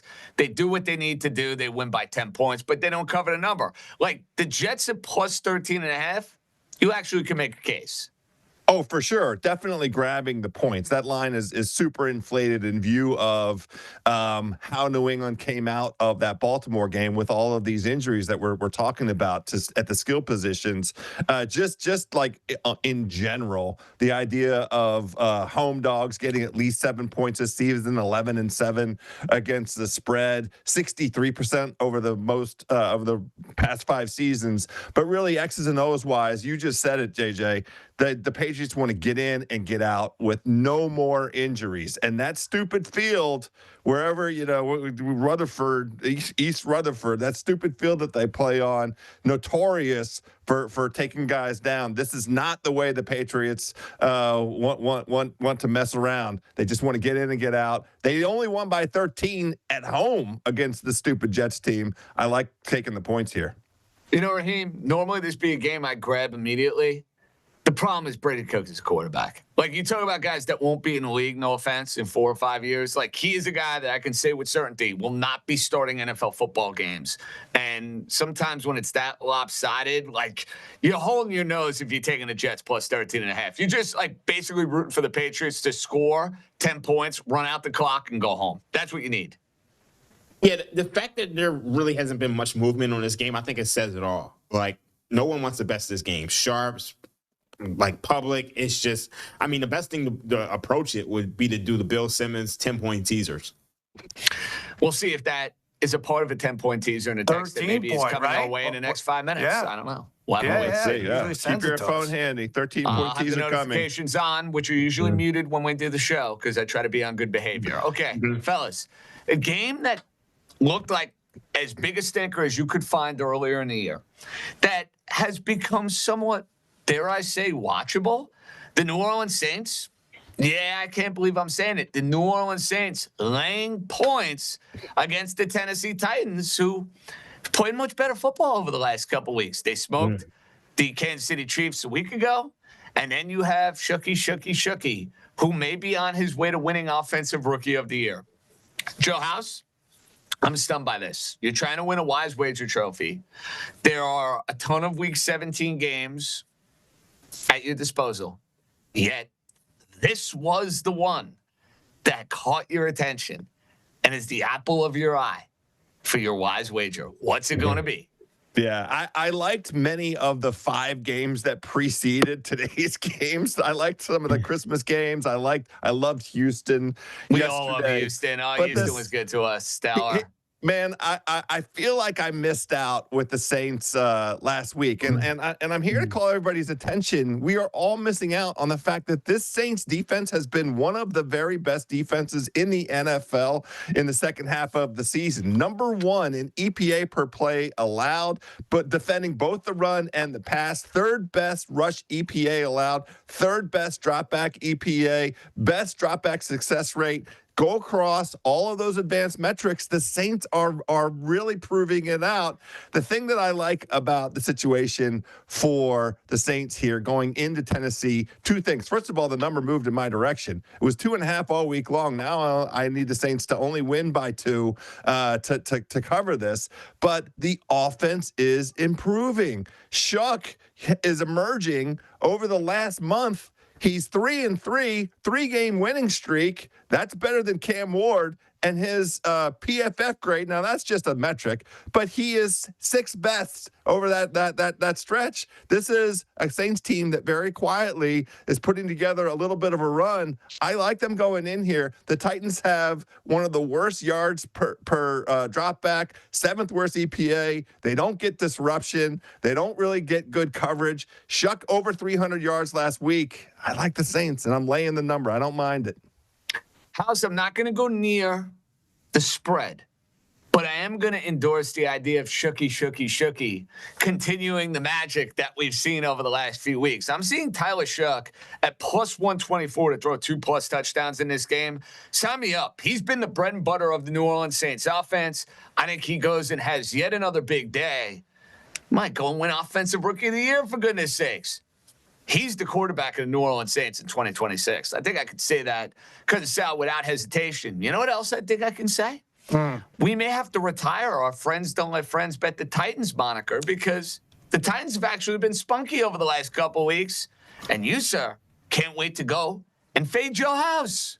They're not, I wouldn't say I can't wait. I'm not like, I could probably wait. I could probably wait like 5 or 6 hours, but I am sick of the Tyler Shuck talk. Shuck this, shuck that. I've shucking that enough already. How about these Titans, though, JJ? You're right. They won 2 of their last 3. They're 5-3 against the spread since breaking away from the Callahan Tire Empire. They're 6-0 against the spread in 1-score games. And you could pick at Cam Ward's numbers, but he's playing some gutty ball. 8 touchdowns, 1 interception over the last 6 games. I'm not buying into the tanking nonsense. Tennessee picks up win number 4. I'm going to take the home team plus the points, even though it's just 1.5. Boys, Bengals, Cardinals. My goodness, the Cardinals stink. I took them a week ago against Atlanta. It was not a fun 3.5-hour experience. They're ravaged with injuries. Their coach is going to get fired at the end of the year. They got to figure out what's going on with the Kyler Murray fiasco. Cincinnati, for a week, everything was hunky-dory. Joe Burrow's smiling. Mike Gesicki is grittying. T. Higgins is back. Life is good, at least for a week, for Bengals fans. You know who life is good for at the moment? My guy, Raheem Palmer. Fresh new cut. Yep. He's trying to win a Wise Wager trophy. And, I see folks are giving me crap about spoiling picks in the past on the Ringer Sunday pregame. I have to tee it up, ladies and gentlemen, boys and girls. I have to make sure the guys are set up for success, so I don't totally give away the pick. I just kind of lead you into what the pick may be. And that's exactly what I'm doing, Raheem Palmer. I'm leading you into your Wise Wager. Go win that trophy, buddy boy. Okay. So we all saw the Dave Chappelle show. We all saw the player haters ball. What did Silky Johnson say to Charlie Murphy? What can we say about this Arizona Cardinals team that hasn't been said about Afghanistan? It looks bombed out and depleted. Everybody is in the hospital. And they lost more starters on defense last week. Budda Baker, Walter Nolan, Garrett Williams, Josh Sweat. They are not going to be able to slow down this Cincinnati Bengals offense with Joe Burrow, T. Higgins, Jamar Chase. They're all playing for incentives, and they're playing for pride right now. If you look at what the Arizona Cardinals have done over the last 7 games, they've lost 7 straight games. And then they've lost 3 straight by 18.3 points per game. Over that stretch, they're allowing 34 points per game. And guess who else? I won 7 straight games. They lost 7 straight games, so it's no better poetic justice pick to delay it with the Cincinnati Bengals -7. I don't think Jacoby Brissett and this Cardinals offense, which is all banged up, is going to be able to keep up with Joe Burrow and co. So hopefully this is the one that clinches it for me, but let's go Bengals -7. House, you're feeling a big day for the Cincinnati offense. They were unstoppable in the second half. They were aided by some Miami turnovers. Yet when Joe Burrow plays, they score a ton of points. How are we playing this team total? Over, of course. I mean, with the Cincinnati offense is trying, and we saw it against the Dolphins. I think there are going to be lots of possessions for both teams here because we're talking about 2 defenses. I mean, Dream just talked about the impoverished state of the Arizona Cardinals defense. Well, the Bengals defense ain't much better. I like both teams getting lots of possessions, which means lots of points. I'll go ahead. Anything under 31 is a winner as far as I'm concerned. I love the Bengals over 30.5 team total. One thing I gotta add this one thing because I forgot to make this point. Over the last 5 weeks, the Bengals are 15th in EPA per play and 15th in success rate on defense. So it appears that the defense is kind of stabilized. I mean, I think that like it came around the same point in time where Joe Burrow came back. So maybe they're a little bit more motivated just to play some good football going into next season. Just so you know, Raheem, I have the Bengals in everything today. And I said that a week ago about the Lions. Let's hope we don't have deja vu all over again. I'm riding your Wise Wager. It's too hot right now. Bengals. They win by double digits. Sal, Jamar Chase, best receiver arguably in the NFL, although Puka Nacua might like a word on that. But Jamar Chase is happy because Joe Burrow is back. Yeah. You want to capitalize on that. I do. And yes, we discussed it. Like, which Bengals are we getting? Are we getting the 2022 Super Bowl Bengals like we saw last week? Or are we getting the tripping over their own face weirdo Joe Burrow press conference Bengals? So it's hard to tell. But Raheem pointed out, we do know which Cardinals we're getting. 26th ranked defense has been consistently meh. And that's why I'm taking Jamar Chase to score not 1, but 2 touchdowns. This didn't used to be a big swing, but Chase has gone 6 weeks without a touchdown. That has to be the longest stretch since he was like 7 years old, right? Nico Collins got 2 against the Cards a couple weeks ago. Puka the week before got 2. Kittle had 2 touchdown grabs. When they don't want to defend the guy, they really don't want to defend the guy, the Cardinals. Plus 420. That's right. Light one up for Jamar Chase to score 2+ touchdowns today. Gentlemen, ask and you shall receive. We have received the Bill Simmons outrageous 4-leg teaser for Week 17. Sal, who spoils the party? Arizona, Cincy over 40. No problem with that. Jacksonville +9 for the game. Jacksonville, Indianapolis over 35.5. And then last but not least, his Patriots to go and take down the New York Jets. The gift that keeps on giving. I hope it's that one. I don't know. Maybe the totals. What's the weather in Cincinnati? Can we get like a 30-6 type game? I think that would be the only one. I think the only way you get that is if the Cardinals just, exactly, put up a dud. Yeah, it's good. He always wins these things. I don't know. I'm not going to say anything. Yeah, I don't see any losers here. Let's just start submitting this for the 109. Let's let that be the bet. Let the 107 be the four-leg outrageous tease that you got to go and pay points for. That ends up being a winner. Nothing just wins every week. All we do is win every week. Hey, if it wins, it wins. That's the bottom line. We want winners. We just gave you, hopefully, a winner. Now, I mentioned winning. You can't mention winning with this next game. We might have saved the best for last here in Week 17. I actually cannot wait to watch this game. Not only for my New York pod that I'm going to do later on in the evening, where I've had absolutely nothing to talk about with these football teams because they stink and they're embarrassing and the fan bases hate everything to do with their owners and their GMs and their head coaches, and it's the New York football abyss. The Giant fans in my life are begging for their team to lose. The problem is, if you're a Vegas Raider fan, your team is doing everything possible to go and lose this game.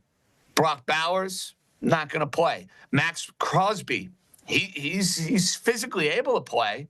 The Raiders say, I don't think so. He could go and shoot basketballs, but he can't go and get after Jackson Dart. Well, the toilet bowl in Vegas, the Giants, fellas, are laying 2.5 against Geno Smith, Pete Carroll, and this atrocity of a football team. Somebody's got to win somehow, some way. Raheem, you and I have been debating this game all week. You are on one side. I am on the other side. I'm telling you. And maybe this is the New York PTSD in me talking. All the Giant fans are rooting like crazy against their football team. You know what that means. I'm going to be doing a pod later on tonight. The Giants are going to win. Jackson Dart's going to have a great game. The Giants are going to say sayonara to the number 1 pick. That's just the way it works. When the Giants are in these spots, I've seen it in the Chase Young Bowl. I saw it last year when they took on the Colts. They pull a rabbit out of the hat. They're pulling a rabbit out of the hat in this game. This was almost my wise wager. I love the Giants laying 2.5. I love it. Hey, here's my thing. It feels like the Raiders are feeling the same exact thing that the Giants are feeling. So it's just like no one wants to win this game. But I think the one advantage is that Pete Carroll's old school. We know that regardless of whether ownership decides that Max Crosby isn't playing or Brock Bowers isn't out, he's going to be going for it. And I think the advantage that the Raiders have in this matchup is that the Giants are giving up like 160 yards per game on the ground. So I think Ashton Genty could probably have the best game of his career. So I'd be looking at Ashton Genty props. And, you know, if you want to get crazy, maybe you bet 11-1 to go to overtime. You know what? That's a fun bet. And the crazy thing about this game, Sal, there are only 2 games in the late afternoon window. So all of America will be treated to Philadelphia, Buffalo, you know, potential Super Bowl preview. Right. And then on the other part of the 2-box, can't even get a 4-box. It's only going to be a 2-box with all these Christmas games. Giants, Raiders. Catch the fever, Sally boy.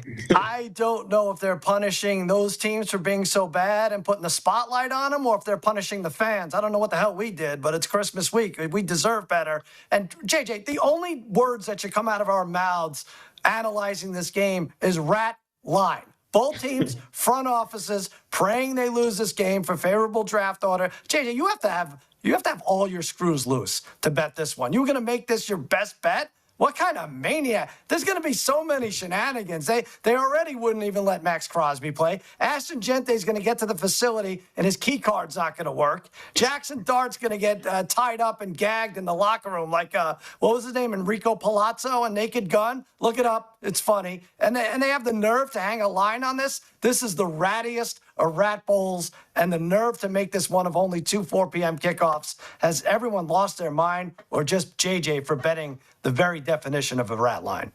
You want to get nuts? Come on, let's get nuts. Speaking of getting nuts, Joe House, you're feeling this game.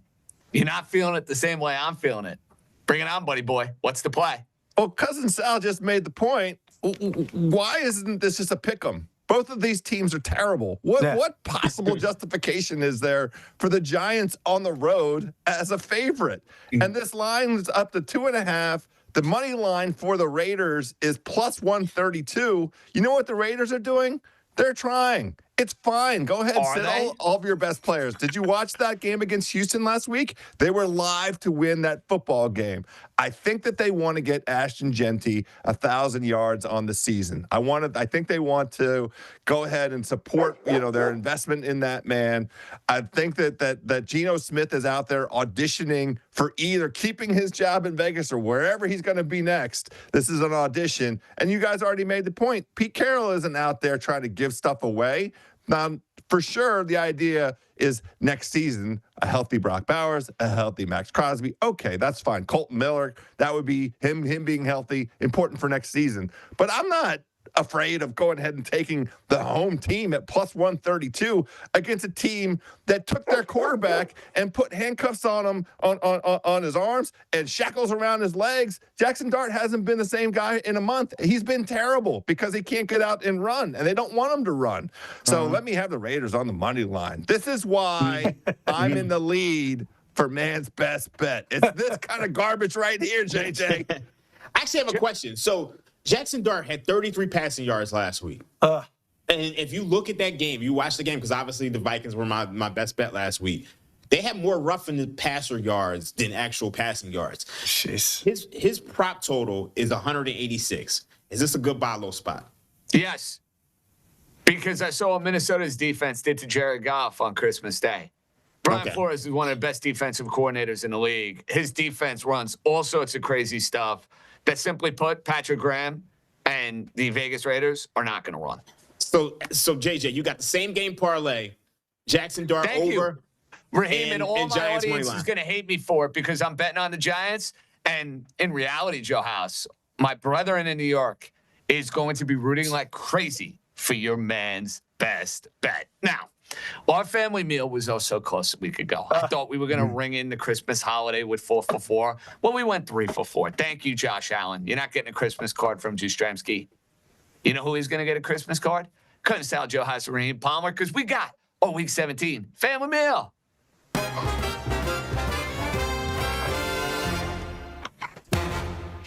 Boys, let's get right to it. Counsell, floor is yours.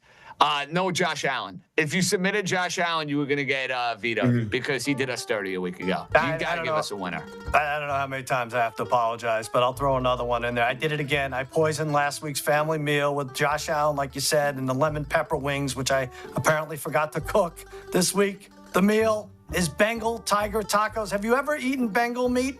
It was a Thursday tradition at our house growing up. But Jamar Chase already gave out 2+ touchdowns. Seems like he's due for a big game. Let's have him get one at least. Cardinals 26th ranked defense. 6 games in a row without a touchdown for Chase. That seems ridiculous, despite 19 catches over the last 2 weeks. I don't see keeping this guy down for much longer with Burrow in the saddle. Sorry in advance for ruining the meal. Listen, I would understand if I just wasn't invited to these things anymore. I'm such a mush. You going with star power? House, you got some star power of your own. Yeah, I mean, this is a great price for Saquon Barkley, right around even money.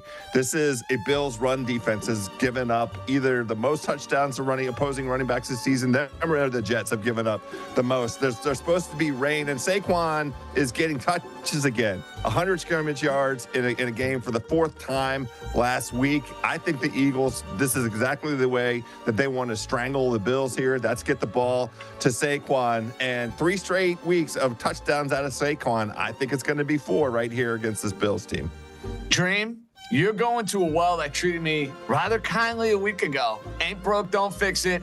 I've already bet it. Who's the anytime touchdown? I'm going with Mike Evans. The Tampa Bay Buccaneers, they're going for it. We all know he gets about 31% of the target share and then about 42% in the red zone. So he caught one last week. I think he might have caught one the week before that. We know he's getting the rock. So give me Mike Evans plus 140. This is my seafood boil because they're down in Miami. They're going to cook them Dolphins. Let's hope not, considering it's my man's best bet. Although, if you're thinking about draft order, it'd actually be a good thing. But take that for what it's worth. Here's what I am doing from one JJ to another.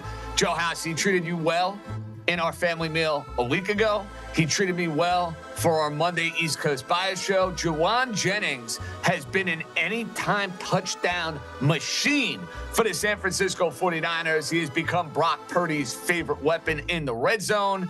He's getting more and more targets. He's getting more and more touchdowns, even money from one JJ to another. Season's greetings. That's our Week 17 family meal. Now, fellas, we want to see the future. We have 2 weeks left. Oh, there's our family meal. Chase, Barkley, Evans, Jennings, a little under 15-1. Let's bring it home. But we're seeing the future, and we're thinking about the final 2 weeks of the regular season, the playoff odds board, and maybe a favorite on the playoff odds board that you haven't given out already. I need a late gift, Sal. You know, my Christmas stuff was solid. It could have been better. You can enhance it. Give me a bet that's going to enhance my winnings going into 2026. All right, I got one for you, JJ, and it has a chance because it doesn't involve an anytime touchdown. It's the Rams to lose in the Super Bowl plus 750. You know, Christmas Day, the sportsish guy, Bill Simmons, and I did a pregame hit on Netflix. By the way, guys, you're going to love being on Netflix. It's kind of, you record from your home, and it's still on Zoom, and then it ends up on Netflix. It's exactly the same. Not But yeah, we did an NFC playoff draft. I went with the Rams first, even as a 5 seed, which is what I think they might be. I think they're the most dangerous. They have the most experienced MVP quarterback. They have a solid defense and running game, great coach. If they get their special teams in order, they're the team to beat. But to win the conference isn't a bargain price, so to lose the Super Bowl is better, I think, at plus 750 and a nice hedge spot. I actually think they'd only be Raheem. They'd probably only be an underdog to Buffalo, right? And on the other side, and by a point and a half. I don't know. Run it through your model. I like it plus 750 for the Rams to lose the Super Bowl. I don't love the sound of that because I have the Rams at a really juicy price to go and win it. So let's just win it at that point, Sal. But I guess there's hedge opportunities. Anyway, Joe House, you threw in some crazy parlay earlier involving the Niners. Now you're going to give me another crazy parlay potentially that involves the Niners.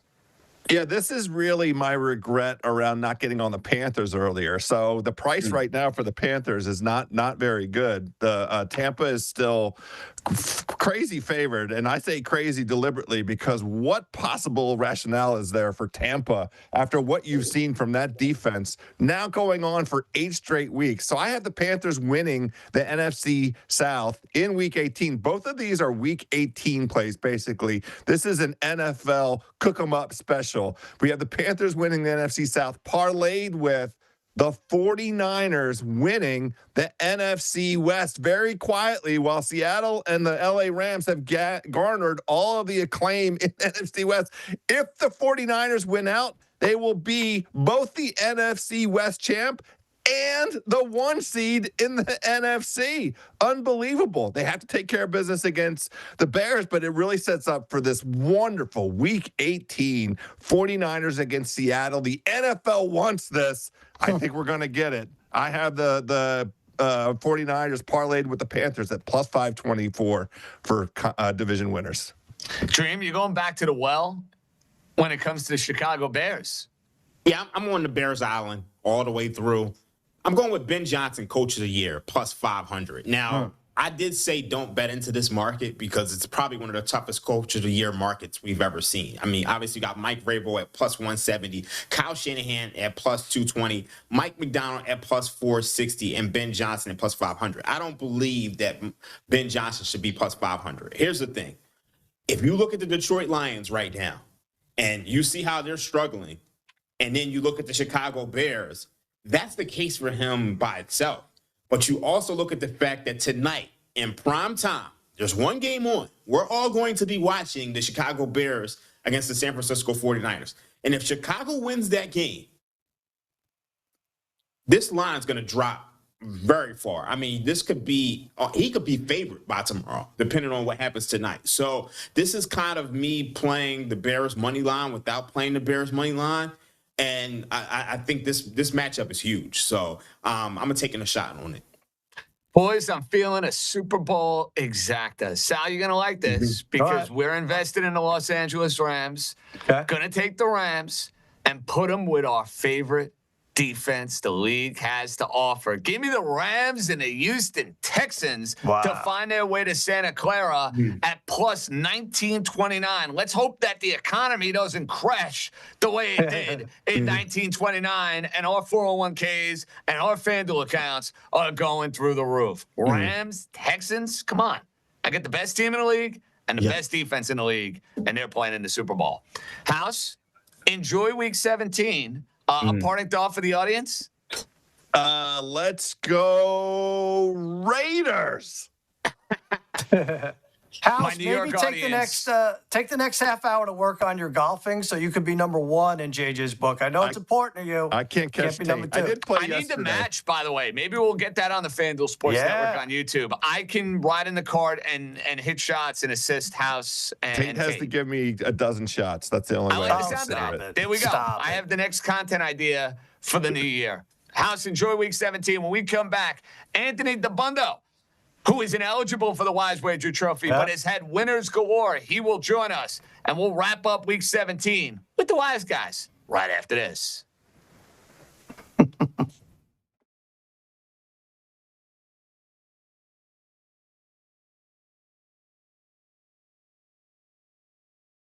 Eagles go to Buffalo Sunday, late window. Bills are favored in this football game. What do you got for us? I think the headline I'm rolling with is finally Philadelphia. Eagles find an offensive rhythm, beat Buffalo in a big win. Oh, interesting. Okay. All right. What does this offensive rhythm look like, Deontay? I think that this is, and I kind of wrote about this a little bit on the power rankings, right? I think that one of the things that's given me a lot of pause when we talk about Philadelphia and their opportunity to contend this year is that they do look like the 2024 version of themselves against bad teams, right? Against bad defenses, they're typically able to establish what they want in terms of early down running, easy open throws out on the perimeter, and they're able to really kind of manage the possessions game, the turnover battle, et cetera, et cetera.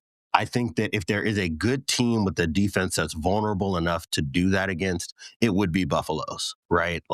And this has been a season-long issue for Buffalo. I think that part of this is personnel. They've been banged up at different points. They don't have the best versions of themselves all the time in terms of their front seven, and they've played a lot of lighter bodies as a response. You're seeing them playing dime more often. You see them play all these soft zone shells that are very easy to run into. And I think that Miami was able to get after them a little bit. Honestly, New England has been able to get after them in both of their games in the same fashion.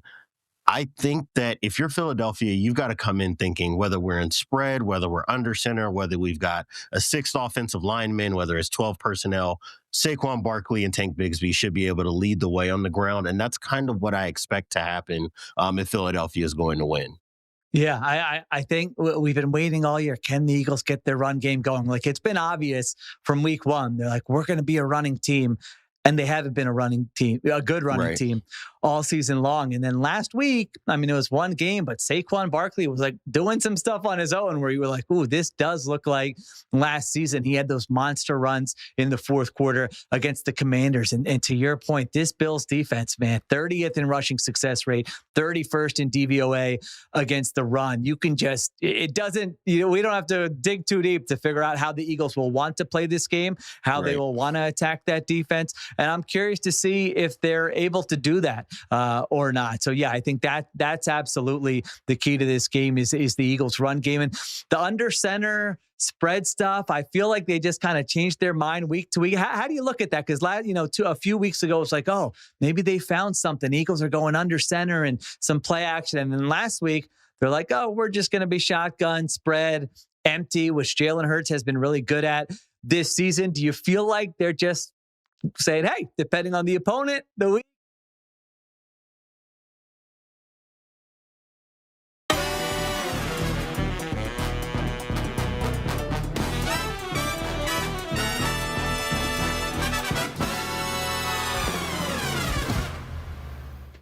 Homestretch, Ringer Sunday Pregame on the FanDuel Sports Network. Of course, on YouTube, Jastremski, Cousin Sal, Raheem Palmer. We welcome in to close out Week 17, Anthony Dabbundo, whose handicapos finished off, I believe, the second 5-0 that we've had in the Ringer 107. Dabbundo, congratulations. And as I told Sal, you now have to pick both Saturday games guaranteed next week. Like, you can't mess with the mojo after a 5-0, dude.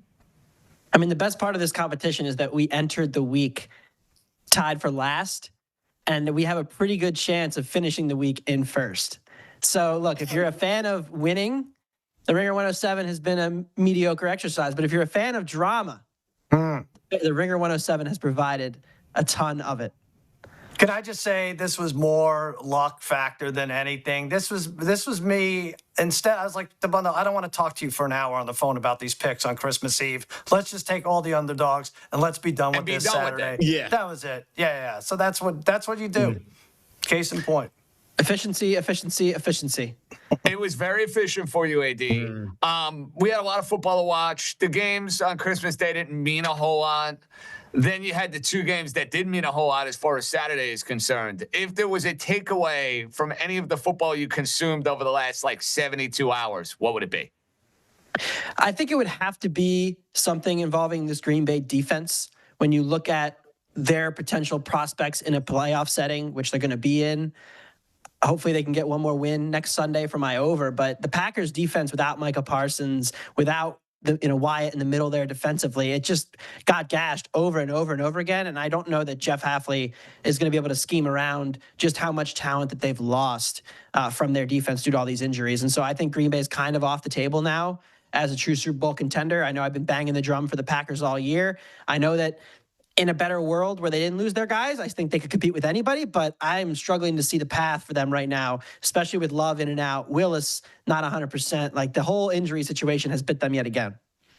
And with that loaded NFC, Raheem, if I'm one of the top teams, the 2 of the 3 seeds, I'm dying to play the Packers, as opposed to playing the Rams, as opposed to playing Seattle. No Parsons, can't stop the run. Quarterbacks are beat up. That's the team you want to play wild card weekend. Oh, without a doubt. I mean, you don't want to play San Francisco, or Seattle or the Rams. So yeah, they're the team that you want to play. Can I say something about that game the other way with Baltimore? As impressive as they were, if you're Harbaugh, you got to be sick with your performance, what you did against the Patriots.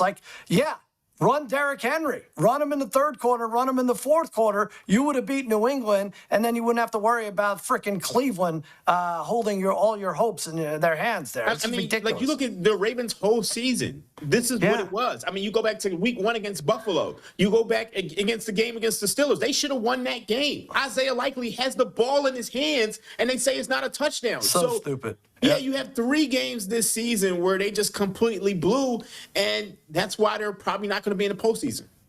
But we're only one Cleveland upset from next week being a pretty important matchup. Well, listen, the schedule makers in the NFL are praying for a Cleveland upset because they don't have to put much thought into what they're putting in a nightcap for Week 18. One of the best rivalries in the NFL, winner take all for the division, or a game that means diddly squat. We shall see. Okay, let's get to a bunch of games for the Sunday slate. Your Colts, first team since the Raiders. We don't know if they were in L.A. or in Oakland at this point. We knew they weren't in Las Vegas.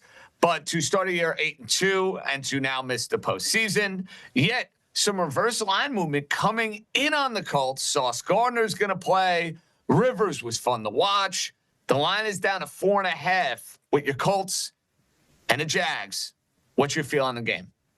Yeah, I don't like this matchup for our defense. I think Jacksonville showed in the first meeting that they were able to run the ball effectively on us and throw the ball, really. They had a lot of success against our secondary, and I still don't know that even with Gardner coming back, we'll see if he's 100%. It's a very soft middle of the defense, and Trevor Lawrence has been one of the more efficient passers in the NFL this year, throwing the ball over the middle of the field. So that's an area where, Brenton Strange could feast.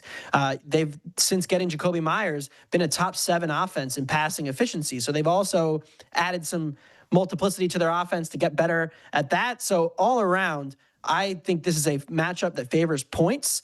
Jacksonville has been very up and down this year, but one thing that their D-line has kind of struggled with recently is pressure. They are bottom 10 in pressure rate the last 6 weeks. So you're able to keep Rivers clean. He'll be able to, toss the ball around the yard and get some points. Colts playing indoors. They always play fast. I like the over 47.5. Okay, you got to put a side in this game. You'd lay it with Jacksonville? I would take the Colts if I had to. Oh, you would take the Colts? Yeah. And is that because you expect them to be able to go and get points and move the ball against this Jaguar defense? I do. I'm bought in, and I might regret buying in. Like this still does feel like it could blow up on us at any moment.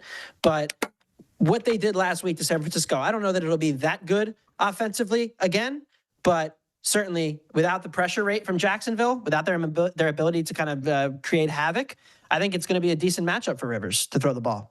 Sal, I said this on Monday night to a couple of buddies. You know, I've watched every Miami Dolphin game this year. You know, I've watched every New York Jet game this year. Sure. Phillip Rivers at quarterback at 44 years old, with the gut, with all the grandkids, with all the kids, with everybody watching the game in Indianapolis, played a better game on Monday night than I've seen any Dolphin or Jet quarterback play at any point this year. Just saying. Yeah, at least it's interesting, right? Like, right, you're better than what you want. Brady Cook for the Jets. I mean, he might be 35th best in the league, but at least to watch, it gives you a little something. And what the hell were the Colts going to do anyway at this point? The Colts have had some bad luck to Dabbundo. I don't know if you saw this, but there were like 18 games over the last 4 weeks, of which they were in 4 of them, obviously. And every single one of those results went the opposite way of what the Colts would needed to make the playoffs. Like, that's astounding bad luck after being 7-1. Imagine being 7-1 and 2 other AFC South teams make the playoffs. You're not one of them. That's just crazy to me. Yeah, thanks, Sal. I needed that. Sorry. I needed that reminder. I needed it right now. I had that 1995 nugget pulled just for you, AD. I thought I was going to break it out in this segment, but I couldn't help myself when I set up Jaguars and Colts. Okay. I do want to congratulate Dabbundo. It's now 15 weeks in a row. He's come in guns a-blazing. His first pick is a total and not a side. So I don't. You want to call that the coward's way out? That's fine. Tony I think Totals, maybe consistency, new rebrand. consistency, whatever you want to say. New branding. Hey, whatever works. Whatever works. Okay. Late afternoon window. Philly and Buffalo. AD, this line has moved because it was at 1.5. It was at some 2.5s. Now it's a full-fledged 3. Total's 44.5. I'll ask you the same question I asked Raheem. Why the late line move, number one? Number two, what's the feel on the game? I'm going to assume that the combination of Kincaid and Knox coming back, they're probably going to play. And if you combine the 2 of them, I think it's pretty important in this matchup. The Bills just don't really have guys on the outside who can win against good coverage. And one thing Philly has defensively is excellent coverage. So they need Kincaid and Knox to be in this game for them to be successful through the air. I think you can run it on Philly. I think the Bills will have success there. My biggest concern, though, is just that this Buffalo defense has had major issues all year long, second and third level, giving up explosive run plays. Now, we don't know. I mean, we've seen Philly this year take all kinds of different routes to offense. We've seen them have the big passing game sometimes when they can't run it. We've seen Barkley have a couple of good games. We've seen other games where they can't get a first down. But in theory, this should be a good breakout game for Saquon Barkley to have 1 or 2 explosive, kind of game-changing runs against this Buffalo team. I think that's ultimately the difference. That's why I would take the 3 with the Eagles in this game. You know, everybody liked the Eagles. It's funny, Raheem. Everybody liked the Eagles. And I felt like I was on an island by myself with Buffalo because I'm not buying the offensive resurgence that I've seen from them over the last 2 weeks. It's weird how this like late line move has given me more confidence in Buffalo. I know that sounds bizarre and wacky and makes absolutely no sense, but I'm just telling you how this sick mind works from time to time. I saw that line move to 3, made me feel better about the Bills. I mean, I can understand feeling better because at the end of the day, you beat the market. Actually, it's so funny. I'm looking at my numbers right now, and it actually has Bills -3. So it just seems like directionally, like the numbers guys hit it. But I think the matchup is piss poor for the Bills. Like, I don't like the matchup at all. I don't like the fact that they can't stop the run.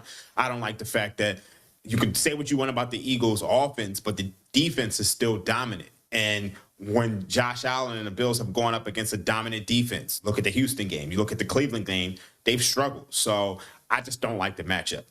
Can I just say, something's up here. Thumbs up. I'm calling it out. I don't know what it is, but I don't think we've seen a line movement this glaring onto a key number without an announcement of an injury or someone sitting in a long time. This is now 3. And I don't think it has anything to do with people realizing that Kincaid and Knox could catch some passes. What the hell is going on here? Yeah, Why I agree with that. This is a little too severe for that sort of line movement. I'm with you.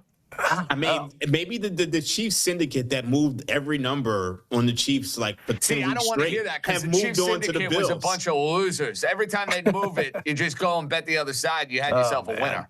Not on Thursday. No, they were good to us on Thursday. We're proud of them, AD. That's an excellent point. Yes. It's an excellent point. Better late than never. But they did cover 13.5. And honestly, it wasn't even a sweat. It was never a doubt. You were covering 13.5. Okay. Game that means a whole lot in the early window. Steelers. They win. They win the AFC North. That game against the Ravens means diddly squat. Browns win. We got a very juicy Week 18 matchup. Line 3.5. Got to 4.5. It's bounced around a little bit. Total is at 34.5. I like the Browns here, AD, but I don't love it. I think it's a stinky rat line. I think it's one that I probably should avoid. You, sir, diving right in. What do you like, Steelers and Browns? Yeah, it's so funny. I mean, how many times have we done this with Cleveland this year, right? Like these home games where we don't really want to do it because it's hard to make like a football case to be like, yes, I am betting the Cleveland Browns today. That's my plan. But you just go through the track record. I mean, they host Cincinnati in week 1. They lose, but they cover. They upset Green Bay in week 3 at home. They beat Miami comfortably at home in week 7. In week 11, they cover against Baltimore, despite their leading passer being Dylan Gabriel with 68 yards. Stur comes in, tries to blow the game, but fails. And then you go down. Yes, they've taken a couple losses. San Francisco game, Tennessee game, failed to cover there. But even then, just last week, against an overrated Buffalo defense, they were right in that game to the finish and had opportunities in the fourth quarter to maybe even steal it at home. So we have just seen this method and this process time and time again. The Cleveland defense plays up at home. And look, the total is 34.5. We're looking at winds 20 to 30 miles an hour. I mean, there's all kinds of things that point in the direction of this being one of the ugly games of the week. And with that game moving from 3 back to 3.5, that's enough for me to hop in, take Cleveland. I like the Browns. And, I'm going to try not to talk about Shedeur or about their offense or about anything involving the actual Cleveland Browns because it's hard to make the case. But I think the number's good. This would have been our 107, and Sal would have hated me if we tried to use them. Yeah. I mean, I kind of like what the special. I know. It's well, because you have what's the special pen? 8-1. It's 7-1, and I know it's mostly shtick, but I do kind of see the game going like that. The Browns taking the lead, and then the Steelers and Tomlin being like, "What the hell? We don't want to play next week. Let's get it together." And then Shedeur throws the fourth quarter interception that everyone's waiting for. So, but it's still the Browns. I'm not going to put too much on it. Good Tuesday Raheem, I've not looked, full disclosure, at the division price. Plus 350 for Baltimore. No, can't do it. No. I think if I was to play Baltimore, I would literally just be looking at long tail outcomes like Super Bowl or which I cannot do with this team. Not if you like Cleveland today, you should take some plus 350. If you're invested in Cleveland like I am, maybe I should go bet it. Then you should definitely take some of that because you're going to, it's obviously correlated.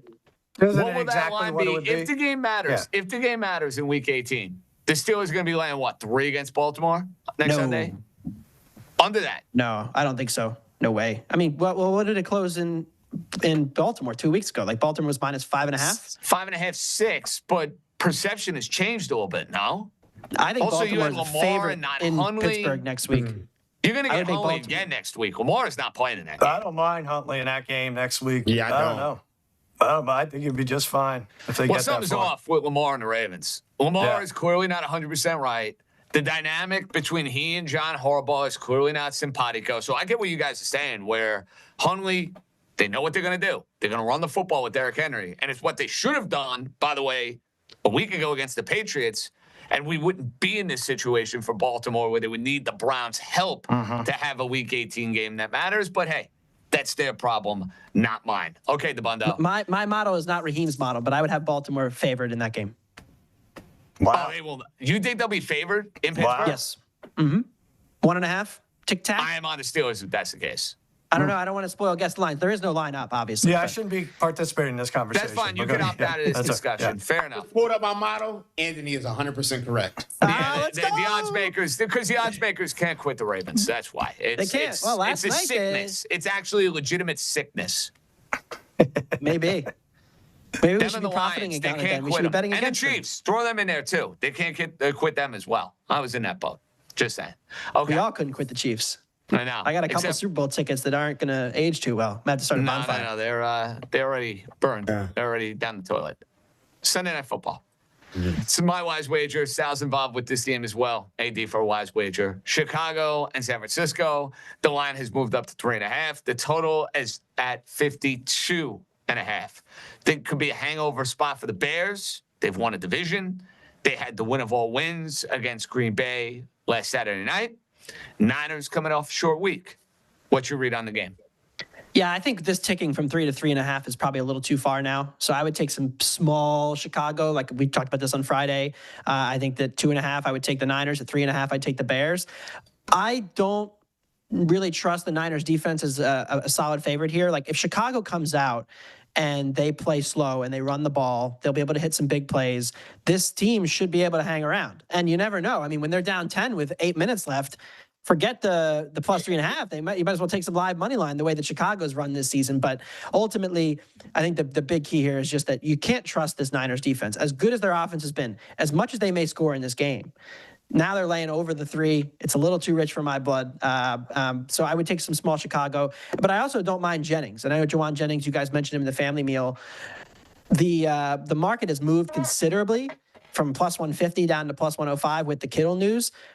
I don't love it as much at the current number. I think maybe pass, but I still think Jennings is clearly the number one red zone option for this offense now that Kittle's out, especially. Okay. Wise wager time. AD, you've had a fantastic year. You can't take the Texans under. It's already done. Game's over. I know. Done I didn't with. even bet it. It's a sad thing. Disappointed in you. I thought it was a tradition unlike any other. But we want a winner for week 17. The world is your oyster. What's it going to be? It's going to be the Atlanta Falcons plus 7.5 against the Rams. I'm going to have to wait till tomorrow night. That's fine. Ultimately, when I look at this Falcons team, we all wrote them off, I think, because they keep losing all those close games, and they've kind of Falcons very much heavily this year, and they found even some extra falconing. But they haven't been blown out all that often. Like, the only teams that have blown them out were the Dolphins in that weird game back in October, and then Seattle, whose defense completely wrecked the Atlanta offense. I think the big thing about the Rams right now is that when they're ahead, teams are still able to really pass the ball on them. And so I think you could get into a scenario where maybe the Rams win this game comfortably. Maybe they're ahead for long stretches. But that opportunity for Atlanta to play their way back into the game when they open up the passing game in the second half just leaves a lot of risk for the Rams. And I do think that, with the Rams now being priced as clearly the best team in the NFL, there could be some overinflation of LA in the market. So at 7.5, I'm going to take Atlanta. I'm going to hold my nose. I think you get a spirited effort for a team that is ultimately going nowhere in the home game finale. You forgot to include the Jets in your rundown of the blowouts. I know they only won by a couple points, but any Jet win counts as a blowout. Sorry, Falcons. Sorry, right. Kirk I mean, Cousins. every Falcon game is just decided pretty much in the last 5 minutes. Yeah. AD, would you sprinkle anything on Atlanta on the money line? Why not? Why not at this point? I mean, the Rams, the Rams are in a weird position, right, with the division, because somebody's got to win that San Fran-Seattle game next week. Well, that's what House alluded to with that parlay he gave out. He said if Seattle wins and if San Francisco wins, no more division for Rams. Exactly. Right. So they're in a weird spot. And that they may know that by Monday. So does that change how McVay approaches the game? We've also seen that before, too. I mean, McVay is one who prioritizes rest over getting his guys in there when it's meaningless. So do they go vanilla? Do they go stale? Do they try to just get in, get out, and get the result? Because it doesn't really matter whether they're the 5 seed, the 6 seed, all that much. McVay has said he doesn't care. Do you guys think fantasy should end week 16? Because I was just yes, it should. Before you make that point, guess who wanted to come back and join the party? Can we see him? He's back. Joe House. Oh wow. No.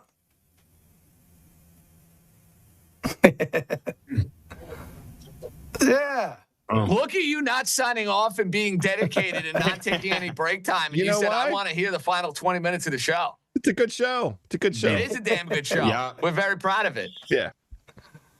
House, if you're given 30 minutes off, you should take the freaking 30 minutes off. What's the matter with you? See, Sal and Raheem are wondering right now why House got the bye week. Yeah, definitely would have took the 30 minutes off. Bye week. It's my audition for Netflix, cuz. Raheem could have been at the sports book already. That's going to do it for this loaded edition of the Ringer Sunday pregame. Thanks for joining us again, Joe House. For Anthony Dabbundo, good luck on that wise wager. Raheem Palmer, Cousin Sal, John Jastremski. Great job by the LA crew and Stefan here in New York.